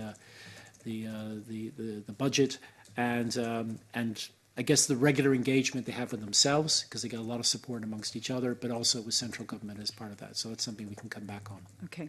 But it is very active. It's a critical policy for us, and we invest in it very heavily. I've certainly attended ones in my local authority, Murray, and it's very vibrant and active and doing some really great work there.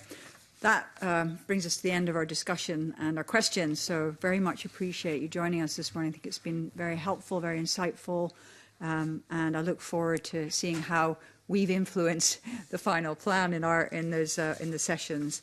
So I'm now going to briefly suspend the meeting to allow for a changeover of the panel. Thanks very much.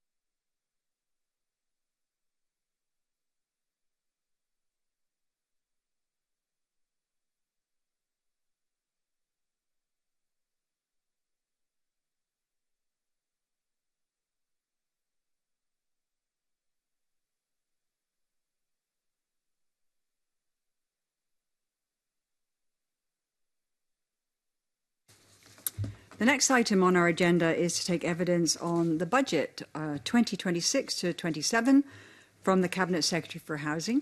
And we're joined today by Mary McCallan, who is the Cabinet Secretary for Housing, Sean Neal, who's the Director for Housing, Kirsty Henderson, who is the Acting Head of Performance and Finance at the Mora Homes Division, Kirsty Berg, who is the Director of Energy and Climate Change, and Gareth Feeney, who is the Interim Deputy Director of the Heat and Buildings Delivery, and also Stephen Lee Ross. Oh, there you are. Stephen Lee Ross, who's the Director of Cladding Remediation. And I welcome you all to the meeting. So there's no need for you to turn on the microphones. We'll do that for you. And I invite the Cabinet Secretary to make a brief opening statement. Thank you, Convener. Good morning. And thank you for inviting me to give evidence today, and also for your flexibility in allowing me to attend Cabinet with a slight change of order. I'm very happy to talk about my portfolio budget today. In difficult financial circumstances, I'm very pleased to have secured a draft budget, which includes substantial investment in some key areas, namely homelessness, affordable housing, heat and buildings, building standards and cladding remediation. By way of a bit of context, and it's certainly relevant with budgetary matters, in the Housing Emergency Action Plan of September 2025, we committed further funding to enhance our offer in this financial year. This included £40 million additional to invest in acquisitions, the establishment of a national fund to leave, and additional funding for Housing First. In my statement, I also committed up to £4.9 billion of a mix of public and private funding to support the delivery of at least 36,000 affordable homes over the spending review period. So our budget and the spending review that we're here to discuss today have now confirmed that mix, and a record £4.1 billion of this will be public investment. And we're also confident in leveraging the remaining £800 million. And we could discuss that today. We're complementing this record sum with record certainty. The sector have been asking for multi-year budgets for a number of years, and I'm pleased we were able to provide that. So just looking at this financial year, it means £926 million in the Affordable Home Supply Programme, which is the single biggest allocation since our records began in 1989. In 25-26, the committee may remember that we doubled the adaptations budget to £20.9 billion, and this budget maintains that. We've got £8 million with support for councils with rapid rehousing transition plans, £2 million in our newly rolled out National Fund to Leave, and an additional £4 million in which we will invest in homelessness prevention actions. Not in my budget, but worth noting that £106 million of discretionary housing payments are also supporting policy objectives in the portfolio, including £83 million to mitigate the UK's bedroom tax.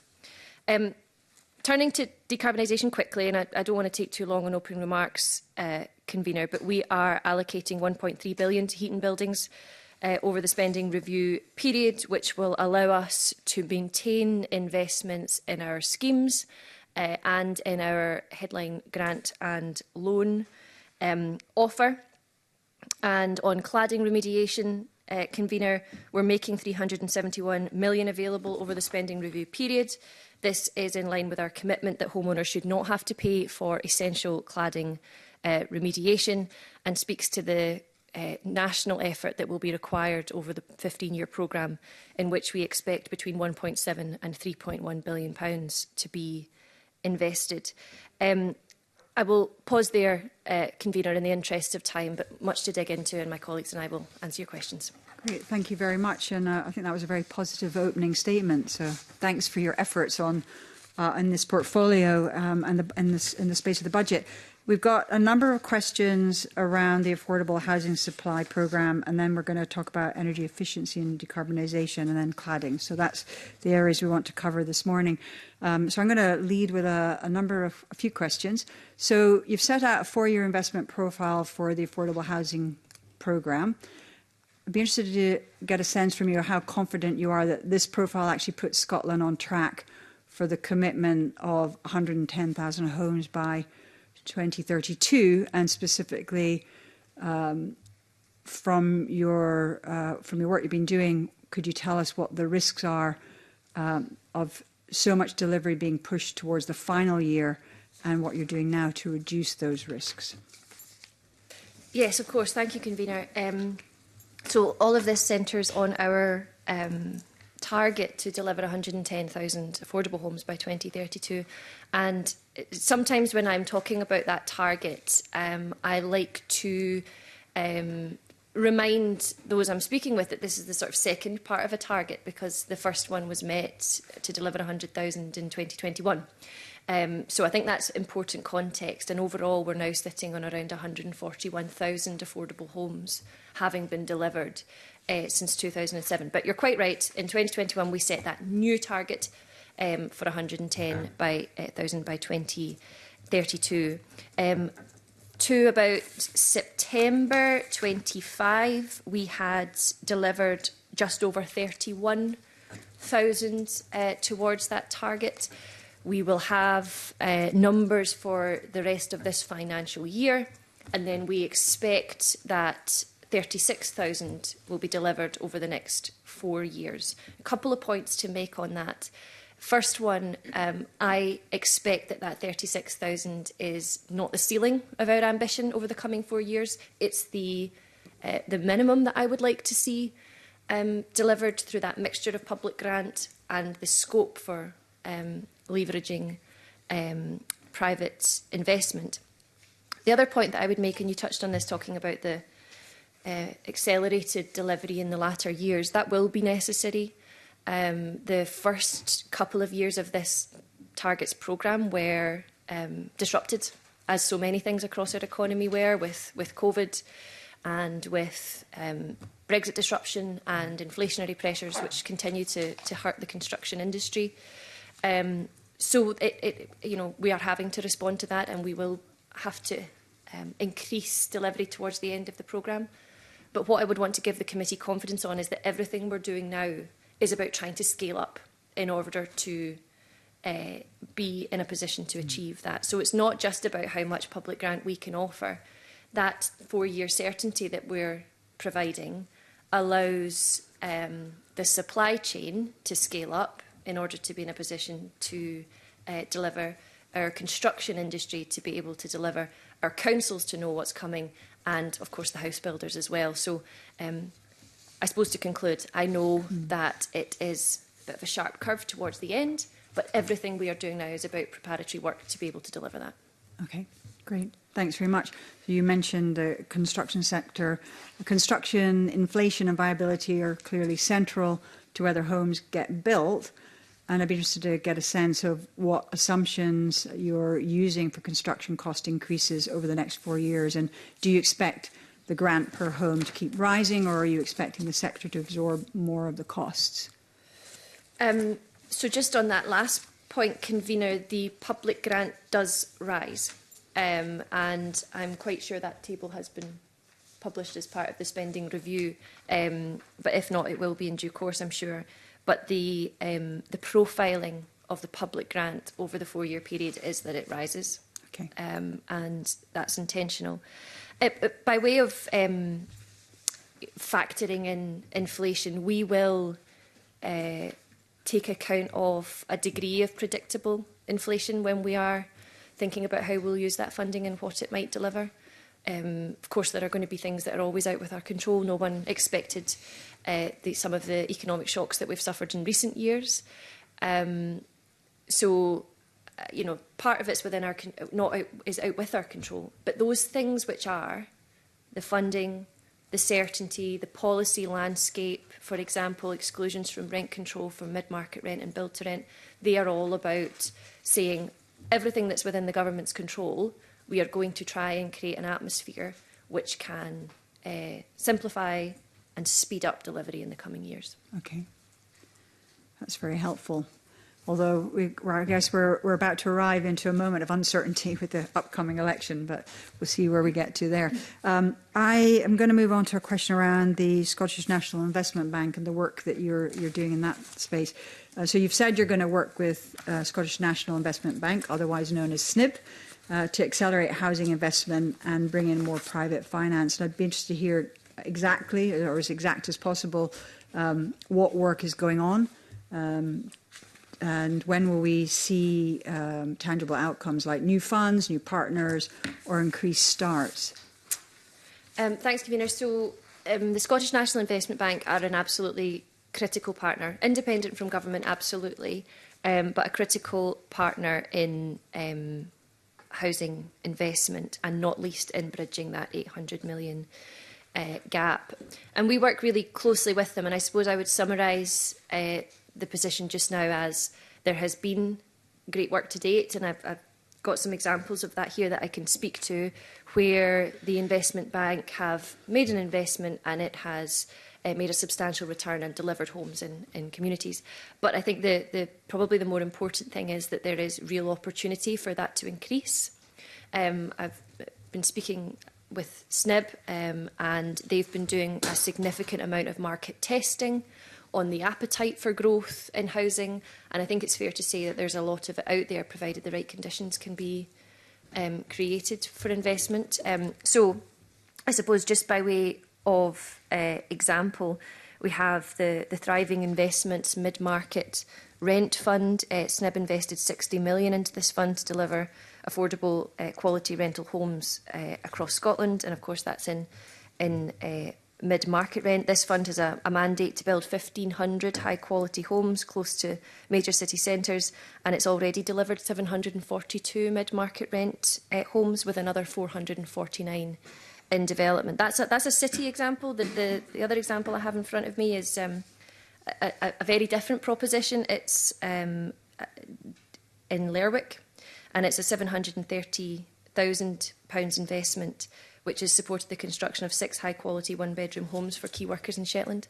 So you can see there not only that the work's already been doing, but I guess the bank's ability to invest in ways that support the needs of different communities. And I suppose just by way of out of interest, we recently took a delegation to London to meet with investors there. The Scottish National Investment Bank came with us, so did Glasgow, Edinburgh and Highland councils, and they essentially made the pitch for the investable proposition that is Scotland's housing market, and it was well received. And we've obviously complemented that with work that the Deputy First Minister has been doing on the Invest Scotland portal, which tries to create one window through which to move in order to invest in Scotland. So we're trying to simplify the offer, make the case and create the right conditions for it to work.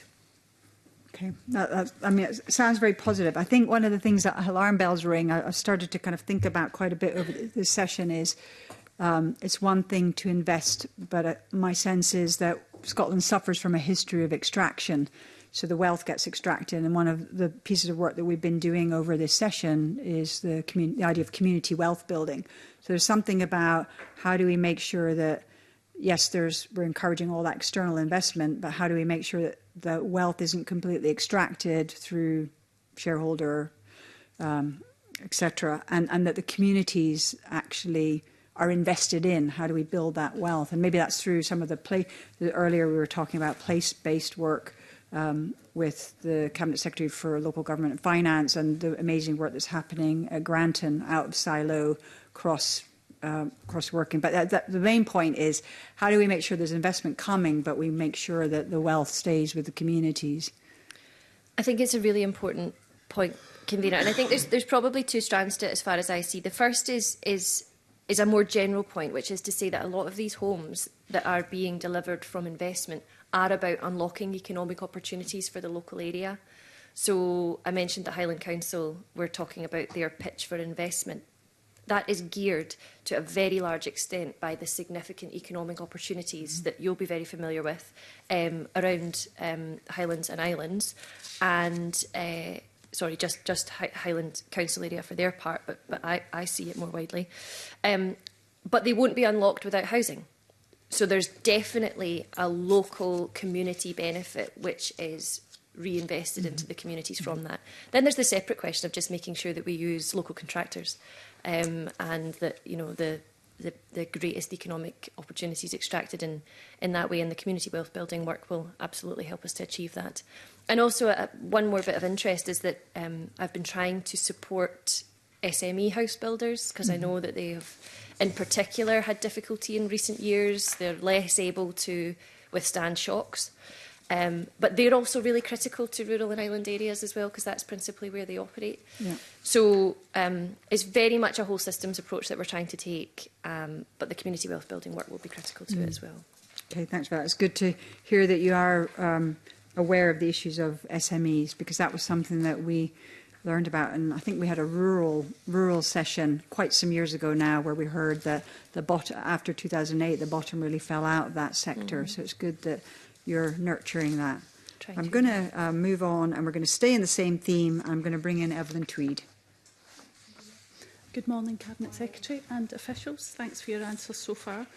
Cabinet Secretary, I'd like to dig a bit deeper into the sort of, you did touch on this in one of your previous answers, but to highlight the challenges that have been experienced in the delivery of the Affordable Housing Supply Programme, which led to underspend, and do you think in the future that you're going to be able to spend the full budget?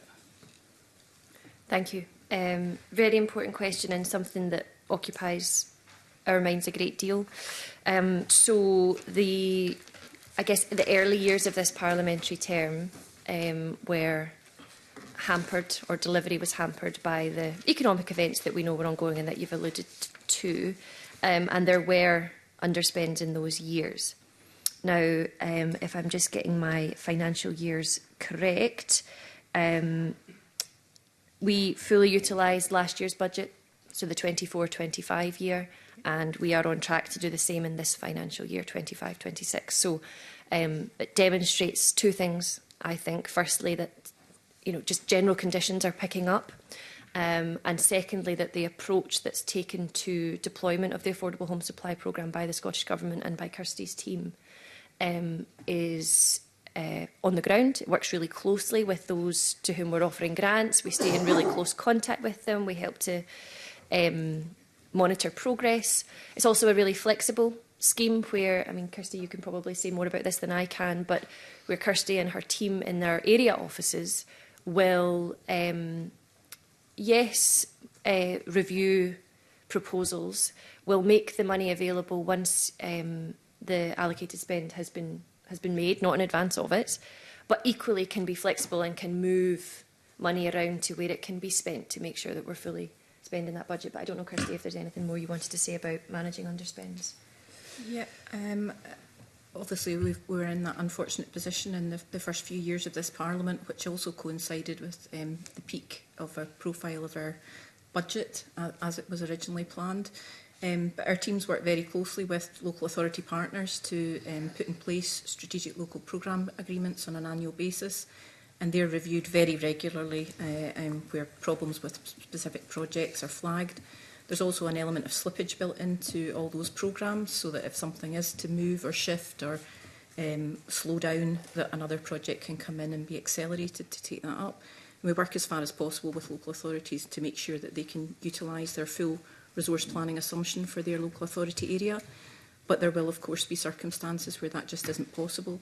And as the Cabinet Secretary pointed out, we don't pay out our money in advance of need. It has to be on receipt of the works having actually been completed. So we're able to look around and shift that money to maximise the delivery, to make sure that it's accelerating the delivery of homes on the ground. So we would look to prioritise it for the completion of homes rather than necessarily just for the acquisition of a site. But obviously acquiring sites is also important to provide that pipeline for future years. So there's a lot of flexibility built in there, and there's flexibility also in the grant rates as well to deal with expensive projects, which invariably come up. We are very flexible in terms of how we look at that, whilst at the same time evaluating those projects to make sure they are offering value for money and trying to drive out efficiencies where we can. And thank you, Kirsty. The only thing I would add to that is that in this at the beginning of the parliamentary term, we committed to £3.5 billion of investment, and that will be made, albeit that there are different, project variables that we've been responding to. That will be met. And if it's of interest to the committee, that £3.5 billion over 5 years compares to £4.1 billion of public investment over the coming 4. So it's a significant increase and over a shorter period. That's really good to hear that we've moved on from some of the problems that we were experiencing before, and we're going to actually achieve the budget. In terms of temporary accommodation for local authorities, we know that's an issue. What impact do you feel that investment for acquisitions and voids might have, and acquisitions? You know, what do you think? Will that help the situation? So thank you. I think it does. It's a degree of harm situation for me when it comes to temporary accommodation and the situation that we're currently in, whereby the greatest, on the end of the spectrum with the biggest difficulty are, as far as I'm concerned, children and children in unsuitable accommodation. And then you move through people spending too long in suitable accommodation and through that. And the investment that we have made both in acquisitions but also in turning round voids has been about saying that whilst the foundation of our approach is new house building, and whilst that must always continue, we know that we need about a year to 18 months for units to be come through the whole process and be completed. And in the meantime, we need immediate responses to serve those children in unsuitable accommodation and everybody else moving back through the spectrum. So I think it has been very successful. It's part of an activist and an interventionist approach that the government has been trying to take in recent years since we declared an emergency. And if I can just get my figures in front of me. So the targeted investment that we have made has seen so far 1,250 voids and acquisitions being brought into use as affordable homes, which I think is a major achievement. And you can imagine the work that's been required to bring voids back into use will differ depending on the condition that they were in. And the number of acquisitions that can be purchased depends on the local market.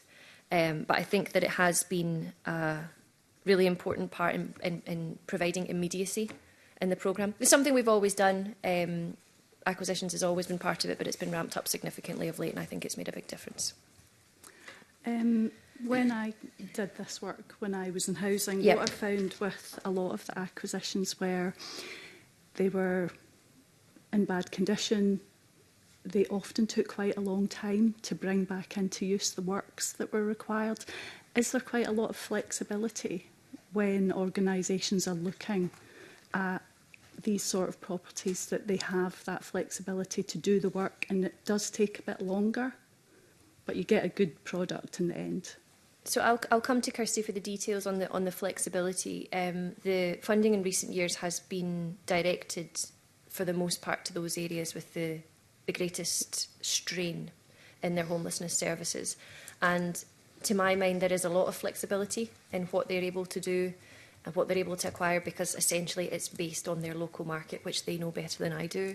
But Kirsty, I don't know if there's more that might be said about Ms Tweed's experience of the condition of acquisitions. And Yeah, obviously as part of that work, working closely with local authorities and RSLs, there's a discussion had about what type of acquisitions are perhaps going to be targeted in that area, and that local authority or RSL will also want to take a judgment on how much work is required in terms of the speed at which it can be brought through and the standard that it can be brought up to, because obviously some build types will never meet necessarily a great standard, just their construction type won't allow it. So, but there is definitely a flexibility in there where there is a discussion had to say, how much is it that you require to make each of these properties work, taking into account that there will be an element of bringing that property up to standard, whether it's needing a new kitchen or new windows or whatever it might be. So there is definitely that flexibility.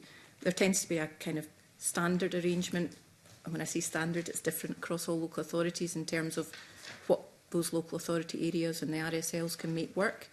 But when there are exceptions, for example, if there was a really, really poor condition property, but it was in an area where it was really difficult to get homes, then there's a flexible, an open discussion there about what grant is required to make that work, while still ensuring its value for money.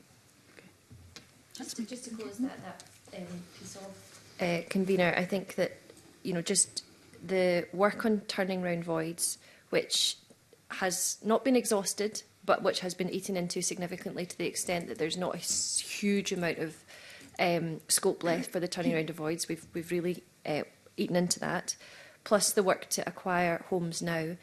I just wanted to say that that's also supported by our work to bring long-term empty private homes back into use, and our investment in the Scottish Empty Homes Partnership had in 24-25 a record year where 2,066 privately owned homes were returned to active use, and that was a 10% increase on the year before.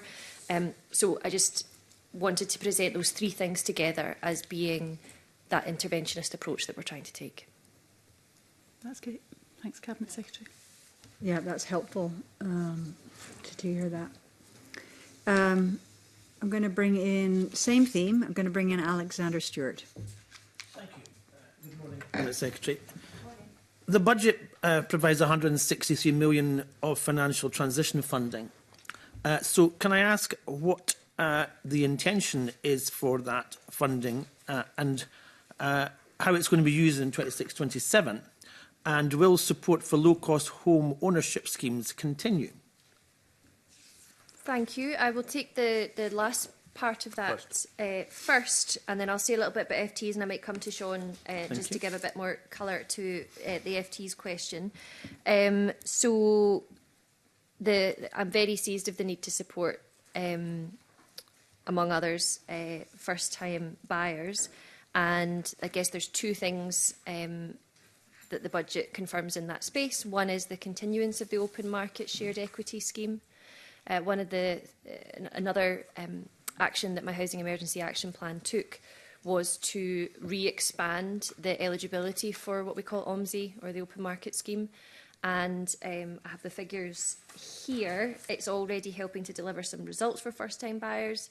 365 applications had been approved between the 2nd of September and the end of December last year, with 60 purchases completed and 19 of those being households including children. So I think that vindicates the wider eligibility. And of course we also will maintain the first-time buyer relief within LBTT. I know there are calls from stakeholders for more bespoke support packages for first-time buyers, and I'm not, I understand the need, but it has to be part of balancing other needs within the housing portfolio. And on financial transactions, there are a number of opportunities that are open to us with FTs.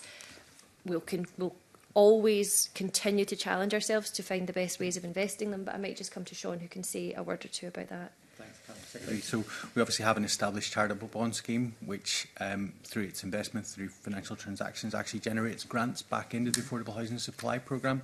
So actually it can strengthen the overall budget. As we've talked a little bit about, there's a role for financial transactions in supporting mid-market rent.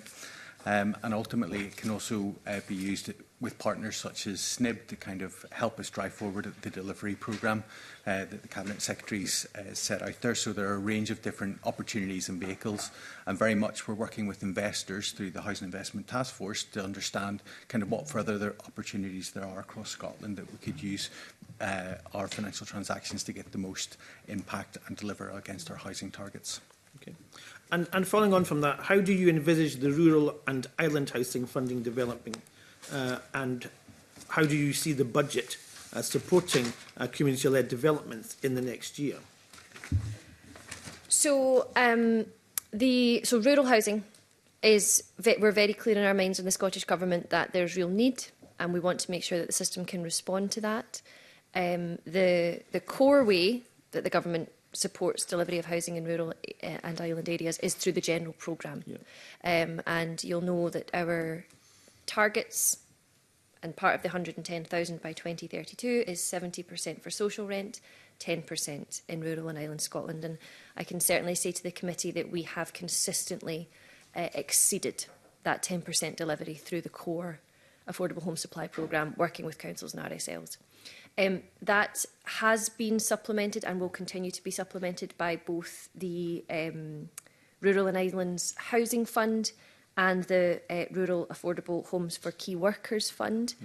So they'll be provided for in the coming budget. They are demand-led schemes, and so by its nature we rely on these opportunities coming to us, but the funding is there to supplement what the core programme is providing. I mentioned the work on SMEs earlier as well. That's about trying to bolster housing delivery in rural areas. And I think there was a second part to your question, but I'm sorry, I can't quite remember what it was. It was how it's going to develop in the next year. You've already given us indication into that, okay. Cabinet Secretary. Thank you. Thank you. I'm going to just come on. I'm going to pick something up about the rural housing, and then I'm going to come back. Okay, you got that covered. Okay, great. Mark had an interest in the financial transactions, but clearly that discussion unearthed what he was interested in. So on the rural housing piece and the community-led part, so it's great to hear that you're delivering more than 10%, because I think certainly over the way in the Rural Affairs and Islands Committee, we all talk about how 17% of Scotland's population is rural, and yet we've only got 10% allocated for the housing budget. So just it's great that we're going with the at least 10% version there. But on the Rural and Island Housing Fund and the the housing for key workers, you're saying those are demand-led, and I just wondered. So we've had that initiative around supporting community housing enablers, such as Community Housing Trust or the South of Scotland Community Housing, and they've been, I think, tremendously important in terms of getting that demand, creating that pipeline of demand. And I just wondered if you are aware of that and what you are planning to do in terms of supporting them to keep going in the work. And I think also maybe expanding that, because what I'm aware of, certainly in the Highlands and Islands, is that there are other people who are showing up in the housing landscape in terms of enabling with incredible amount of knowledge to support communities to bring forward that one or two houses or flats that keep communities alive. Absolutely. So I suppose as a point of principle, I am very supportive of community-led housing. Because I think, I was talking earlier about how the local authorities know their market better than I know it. Well, I think, coming from an area myself, which is made up of no one large bit of population, but lots of different communities, the further you get, the closer you get to the need in the community, the greater it's understood. So I think that's, that identification of need and making the case is probably one of the most useful elements of community-led housing. When it comes to the practical delivery of it, that's clearly where support's needed, because, and this is where my absolute support for community-led housing is slightly caveated, because I actually don't want to leave it, burden community groups with what councils and Scottish Government ought to be, and RSLs ought to be doing, which is actually providing the housing. So I think there's a sort of sweet spot where we combine that local knowledge, support for development where it's something that the group have capacity to do, but equally always being clear that it shouldn't fall to communities to lead this work from start to finish. And our, not our Key Workers Fund, but the Rural and Islands Housing Fund is absolutely there to support those projects, and we will assess them as they come forward. And I will continue to work with community organisations, principally on that question of identifying need, because I suspect there's a bit of a gap there. Okay. Just clarifying there around specifically around the community enablers. So that's where you would work with them around identifying need and support, because I think the work that they do is they support communities to get that confidence and capacity to think, gulp, we're actually going to embark on a £6 million housing project that we've never had that experience to do. So I think that seems to me that's a really, really crucial role to help build that confidence. Mm-hmm. Yes, I think that's right. It's about taking that first. Well, it is about taking the first big step, but a housing project is our big steps from start to finish, as anyone who's ever been involved with it will know. So I think for my part, we have the funds in place which supplement the core programme, and as a matter of principle, I'm very, very supportive of community-led work. Yeah, and I really like what you said about it shouldn't just be the communities left to do it. It needs to have that, what I say, facilitation approach, certainly from councils, where they're like supporting the community to deliver, rather than having a volunteer board that's kind of hung out to dry with a project that goes on quite a long time. Yeah, absolutely. Yeah. Thanks. We're going to change themes, and I'm going to bring in Willie Coffey on energy efficiency and decarbonisation. Thank you very much, Convener. Good morning, Cabinet Secretary and your colleagues. I wonder if I could ask a specific question on one of the budget lines in the Blue Book that I hope your colleagues have got with them this morning. It's on page 92 and it's on the budget provision for energy efficiency and heat decarbonisation. Now, the budget line shows that the proposal is to allocate £325.6 million in the year coming for that budget line. But when you compare it to the autumn budget revision figure, it is only a 1.6% increase on that number, which could suggest that that's effectively a real terms cut for that particular budget line. Now, either yourself, Cabinet Secretary, or colleagues, could you help to clarify and explain if that's the case, please? Yeah, absolutely. So I'll come to you on that, and then I might come to Kirsty Baird, the Director, as well. So the table that I have in front of me is the Level 3 budget. Is that what you're referring to? It's the Level 2 on page 92. It's the level. I don't actually have the budget document, but same figures. So what I have here is that the ABR, so the autumn budget review figure, was 320.6. Yep. Yep. And that the total for this year is 325.6. Yep. So a cash terms increase of 5 million, which I would say actually in the current financial climate, with public money being in short supply, being able to maintain my budget at that level was a success in many ways, because it allows me to continue to run all the heat and building schemes, and in particular my area-based schemes, my warmer home schemes directed at fuel poverty, and the HES grant and loan. So appreciating that, you know, inflationary pressures are hurting budgets, being able to maintain that position in cash terms has allowed me to keep my schemes running. And of course I'll update committee in due course about the split of investment between them. Of course, if you compare it with what the outturn was in the previous year, which is a figure to the left of that on that page, it actually shows a 10% increase, but that's based on the outturn figure. Yeah. Cabinet Secretary. So I suppose it depends what you want to compare it with, I suppose is what I'm saying. But it initially looks as though there's a wee cut in there to the provision compared to the autumn budget review figure. So I suppose we'll see when we get the outturn figure, or the next Parliament, we'll see what the outturn figure is for that particular budget line. But if you're confident that's sufficient to provide the funding that we need for this theme, that's quite encouraging.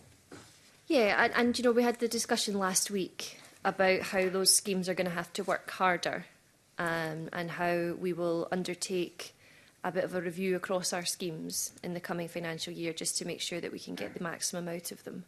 But I suppose for in case of budget scrutiny, for my part, maintaining that with that cash terms slight increase was a win, because it allows me to continue to keep the schemes running. Okay. And in terms of support for our colleagues in the private sector, do you think that the budget will provide sufficient funds for private landlords to meet their obligations in terms of minimum energy efficiency standards and so on?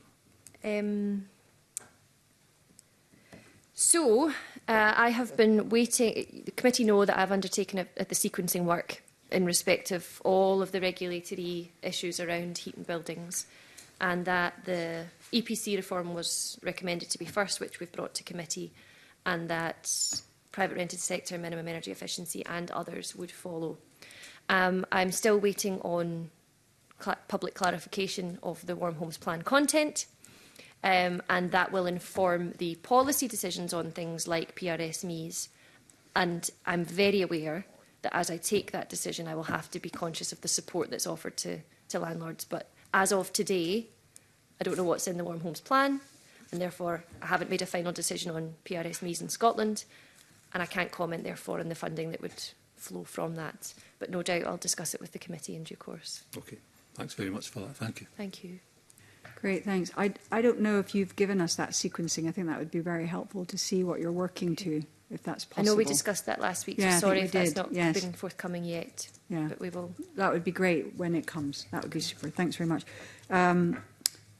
I'm now going to move on to our last theme, and that's cladding. And I'm going to bring in Fulton Mackay, who's joining us online. Oh, McGregor even. I don't know why. Fulton Mackay. Oh, right. That's going back a few years. Fulton McGregor. Well, there's not very many Fultons convener in the world, so let me just tell you, I've been called Fulton Mackay far too many times for me to count. So it's a very common thing I've experienced. So, yeah, thanks very much, convener, and good morning. It is still morning to the Cabinet Secretary and your officials. Just as the convener said, a couple of questions on cladding, which in the interest of time, I will just put them both together. How confident are you that the £52 million allocated for cladding remediation in 25-26 will be spent, given that just £2.4 million has been spent by 30th of November 25? And how will any underspend this year impact progress in future spending? Thank you. Thank you. I'm just moving through my pack to find the figure for the spend. Oh yes, here we are. So just to put on record, from as of the end of December last year, £15.9 million had been spent against the programme, which demonstrates that ramping up of activity following the passage of the primary legislation that was required to work around Scotland's unique tenure systems. But what the committee will see is that we've invested around £55 million next year and £371 million over the course of the spending review. Of course, this is, as we've said before, this is a 15-year programme, and we have talked before about estimates of between 1.7 and 3.1 billion pounds. So I think Mr McGregor's question was, how confident can you be that the spend allocated will be spent? I am confident, because we are having gotten those barriers out of the way that the primary legislation did. We are now moving into a period of rapid SBA deployment and mitigation measures where they're needed, and cladding remediation where that's identified as being life safety critical.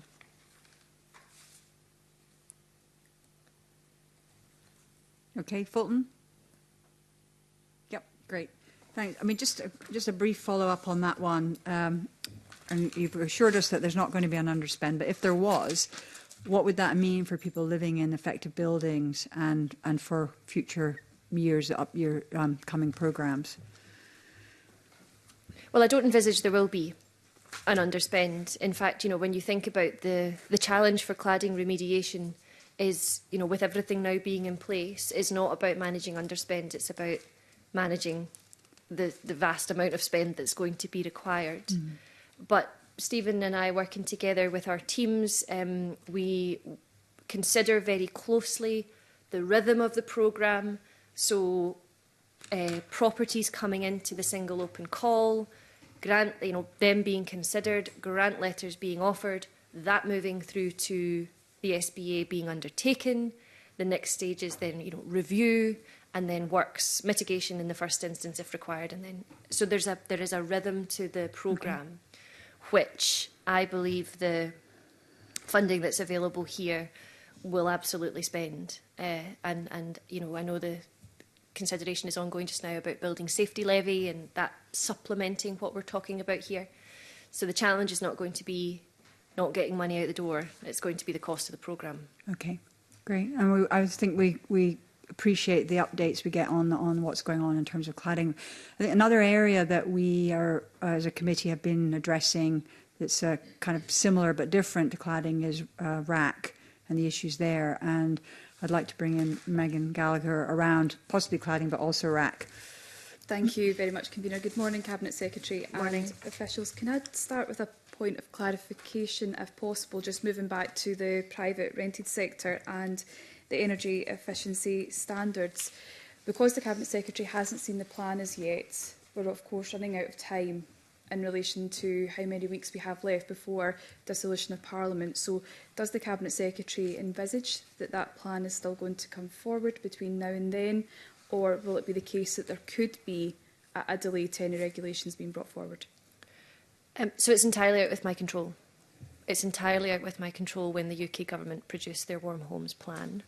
It has been delayed a number of times so far, although the indications that we're getting from the UK Government is that it is intended to be forthcoming fairly soon. But I wouldn't want to overstress the point to the committee because there's nothing I can do to control that. What I can do, however, is once I am in receipt of it, consider it very quickly and the implications for Scotland and come back to you. That's helpful, Cabinet Secretary. Thank you. On the cladding issue, we do know that there was roughly £97 million of Barnett consequentials that were sent through from cladding, and of course there was a debate on the potential and proposed building safety levy bill last week. So can I just clarify in terms of how much has been spent so far from that Barnett consequential? Because the Cabinet Secretary is talking about upscaling the amount of spend in this area, but it would be good to know in terms of how much the Barnett consequential has already been spent so far. Thank you. So I think in response to Mr McGregor, he talked about a figure having been spent, and I was able to put on the record that my figures show me that by the end of December, £15.9 million had been spent. But I would take the opportunity to just encourage us not to put a misplaced emphasis on these consequentials that arose once and will not arise again, because consequentials arising from spending in England and Wales is absolutely fine, but it doesn't necessarily mirror the stage of the programme that you're at in another country. And we had to take forward primary legislation, as you all know, to navigate Scotland's unique legal system. But £97.1 million of consequentials, as welcome as that is, as I say, it arises once. It's far less than the 371 million that we are allocating over the spending review, and it is a complete drop in the ocean as compared with the up to £3.1 billion that will required to be spent over 15 years. So I understand the scrutiny. That's completely welcome. I would just encourage us not to put a misplaced emphasis on consequentials, given the scale of the programme and the spend that's going to be required. I accept the Cabinet Secretary's point there. I think the frustration is coming from, and I know the Cabinet Secretary is aware of this, it's the time that's been taken to really get things off the ground in relation to cladding remediation. And one of the issues that I've come across, and I have raised this with yourself, I wrote to you in December about the cladding remediation programme and the differences in letters that have come forward from the Scottish Government from people who are trying to sell their properties but have been affected by cladding specifically. So there appears to be, in 2024, a scenario where the Scottish Government has said they're going to fully fund remediation costs where they can't find or identify the developer. But again, for the same property, then a year later, for someone who was trying to sell their property, that appears to have changed substantially. Now, I've seen the two letters, and it would be good to get clarification here, because one individual was able to move on and sell a property, the other person feels trapped.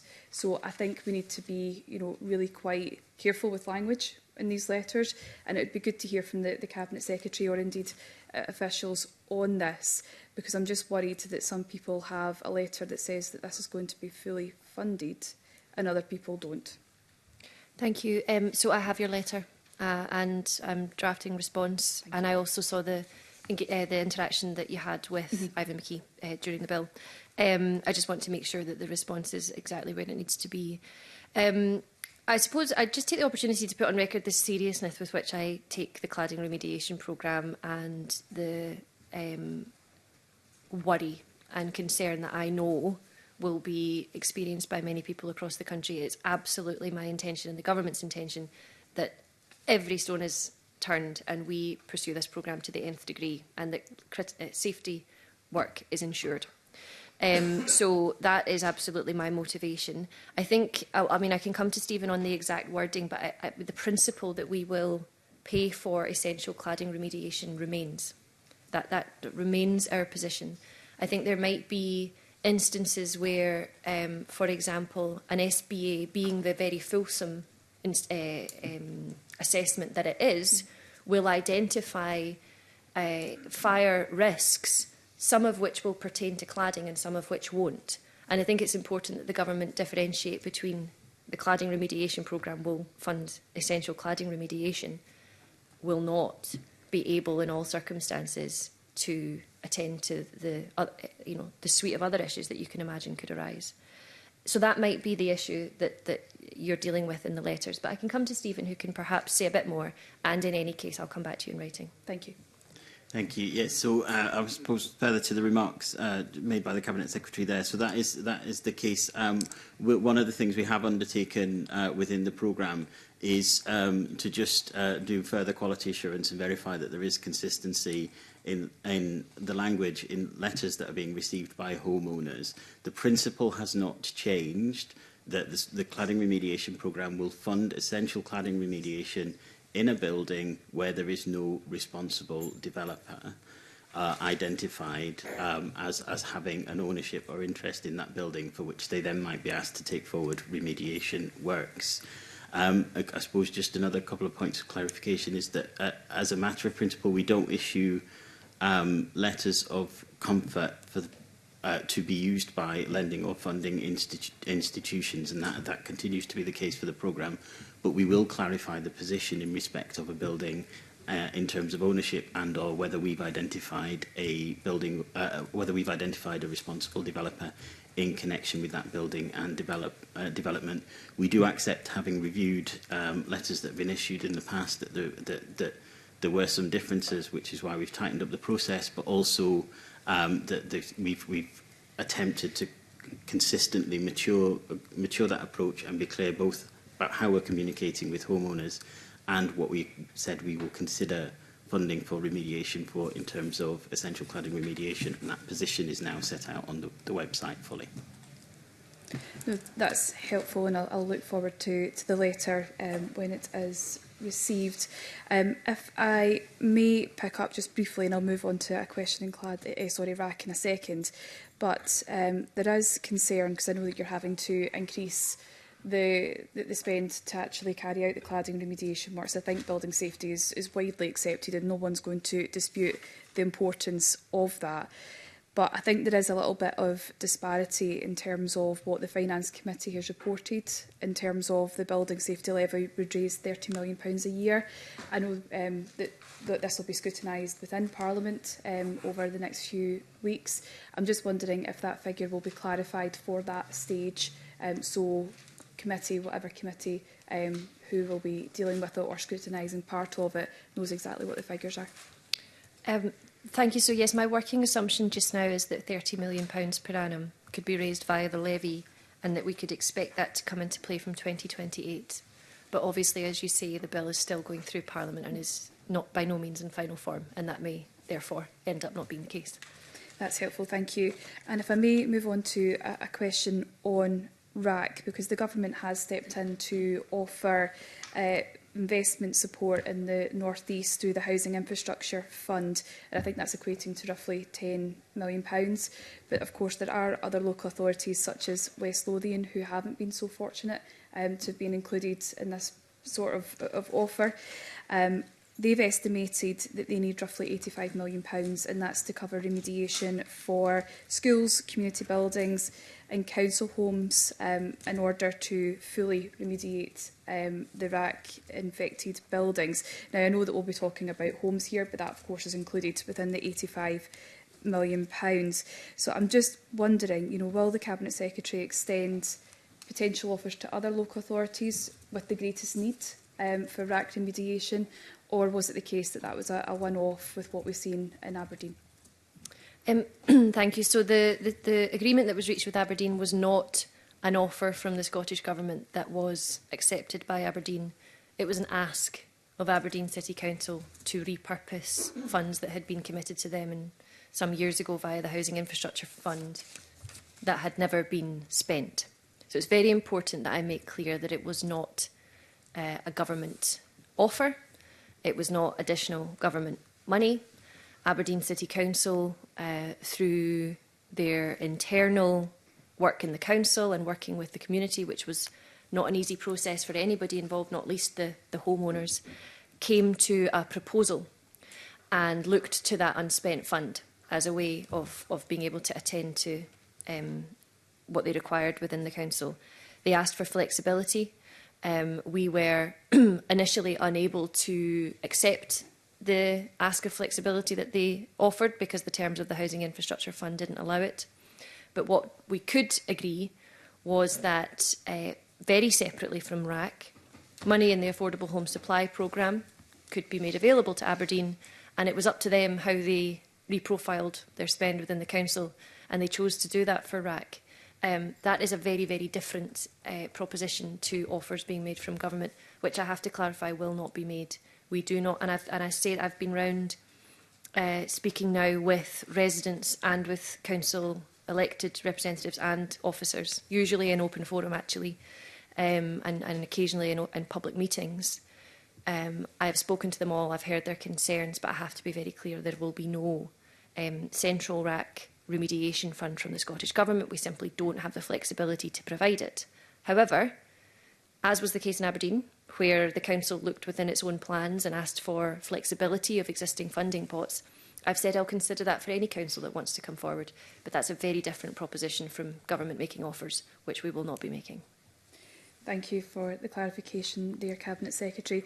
If I may, because Edinburgh City Council as well has said that they are going to re-examine to have a look to see if there's further instances of RAC-related issues in their local authority area. So can you see there being more councils in a really difficult and precarious situation financially, trying to remediate these buildings and these homes, and at the same time, if there's no further funding made available to them, that this could end up in a situation where we're going to have empty properties, empty buildings, potentially needing to be left or demolished or whatever it is that the council decides to do.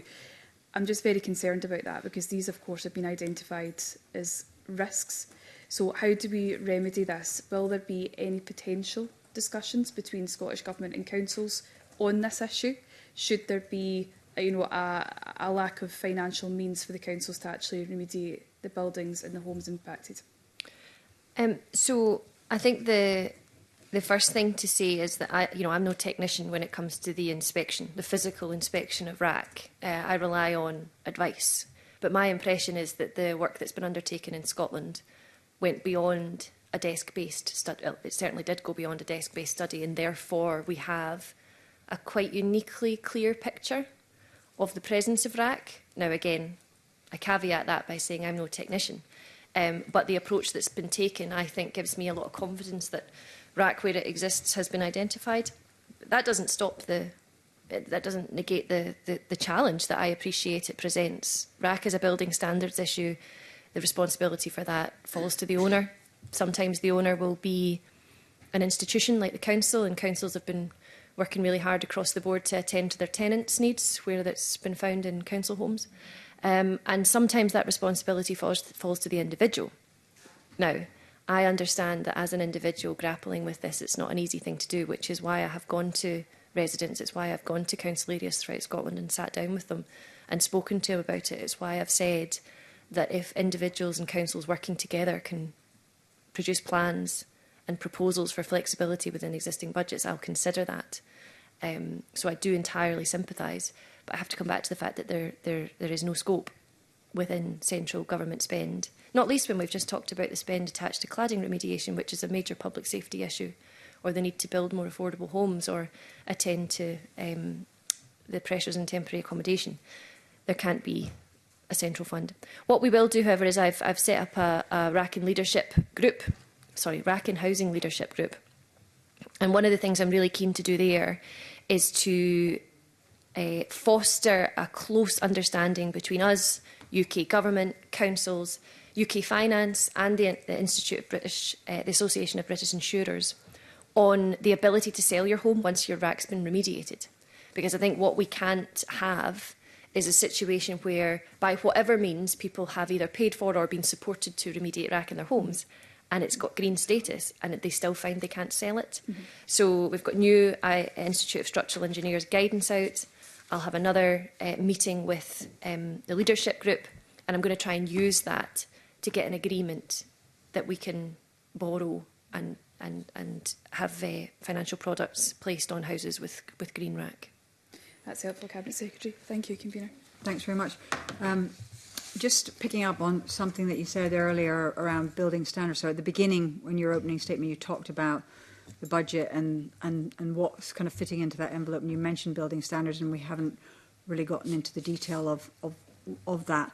But I think it's connected to the conversation that we've just been having around cladding and rack, and something that's happened for the committee over this session is we've really started to look at building safety and quality. And it seems to me something that's come up for us is when we've done the cladding sessions and the rack sessions and damp and mould, is that sometimes we get into these situations because the materials that are used, the technology, the cladding technology and the kind of chemicals or whatever they're in there are problematic. Is there something in that space where we need to? We were thinking about a couple of things. One is we were thinking, does there need to be an inventory of the fundamental materials that go into house building into the future, so that we know the materials that we're making our houses out? That's one bit. I think the other bit is around, are we making sure that the materials that a construction company chooses to put in, or a housing developer chooses to put in, are actually up to standard? Now, I mean, nobody could have potentially imagined the situation with the cladding and the horrors of Grenfell Tower, but I just wonder if there's something that we need to be doing there and monitoring that kind of thing. Yeah, absolutely. So I might come to Stephen if he wants to say a word or two about the cladding aspects of that, because I think it would be, I mean, we're straying slightly from budget, the topic here, and I don't, you know, but it's a very important issue. I think it would be fair to say that there was mistruths as part of the cladding issues, and that's been one of the fundamental problems in the whole issue leading up to Grenfell. So perhaps Stephen can say a bit more of that, but the government's responding to that from the Grenfell inquiry and the recommendations made from it. The other thing that we have is a building safety forum within government, which is about monitoring the landscape and intel as it arises. So for something like rack, you know, rack is still used throughout Europe as a building material on the basis that if it's properly maintained, it doesn't present an issue. So that's less about, that's very different from the situation with cladding, and it's more about good communication and understanding of intelligence of building materials as and when they arise, and making sure that we're taking commensurate action. But I don't know, Stephen, if there's something you want to say on cladding.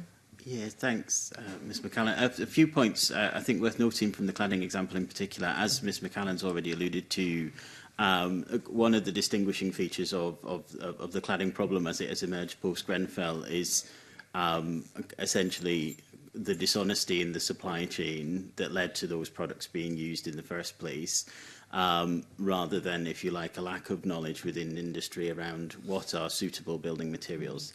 And from the cladding example in particular, I mean, we do know, of course, that the fire engineering as a science continues to develop. And one of the things that is common, I suppose, to cladding, to rack, and to some of the other structural issues that we've identified is that they are actually ex post facto, right? Nobody could have realised that at the time when the problem first emerged. So there probably are limits to what you can do ex ante in terms of inventory of building materials and so on and so forth. I think the other thing worthy of note is the actual work that was already undertaken in relation to building standards in Scotland. So our building standards were amended in 2006 in response to the Garnet Court fire.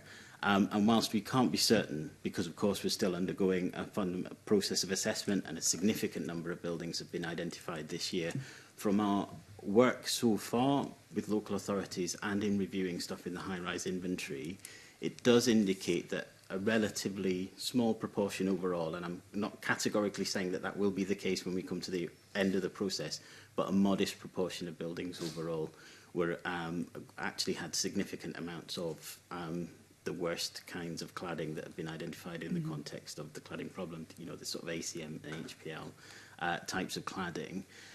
The other thing that I would say is that in addition to those, the building standard system having been reformed in 2006 and subsequently, is that there is confidence broadly across the sector in the fact that we already do have a preemptive approach to building standards and to the building warrant application process. There remains confidence in the verifier. The verifier-based system, which is different from the system used elsewhere in the United Kingdom and applies to all categories of commercial and residential build. And of course, we're currently undertaking public consultation in relation to further reform of that standard system to give people as much confidence as possible. And finally, I suppose, as the Cabinet Secretary has already set out, one of the things that we are constantly looking to do through the Ministerial Working Group, the Forum on Building and Fire Safety, is take a broader, holistic look at those building safety and structural issues as they arise, and continue to engage with industry, whether that's in terms of new guidance or refreshing existing guidance, and also raising awareness of some of those issues. Okay, I mean that's helpful. I think both to differentiate between cladding and RAC, but also to hear that you're taking that broader view with that forum, because that was again something that came up at committee, was what's the scope here? Once you get into a building, you're discovering other things. But I just want to make we both agreed, Cabinet Secretary, that we were straying a little bit away from the budget, but it actually is connected, because we're now talking about the cladding remediation in the context of the budget, because we were misinformed around materials that were ending up being used. So I think there is an absolute interconnection between, and it's that systems thinking, out of silo thinking. Are we using the right materials? Is it going to get us into a situation down the line? And I totally take your point, Stephen, that we can't necessarily predict the future of something, but I think something about having an awareness of what the construction industry is choosing to use and making sure that we're getting the right materials into people's homes. You'll be glad to know, possibly, that was the end of our questions for you. I think it's been a very good discussion this morning.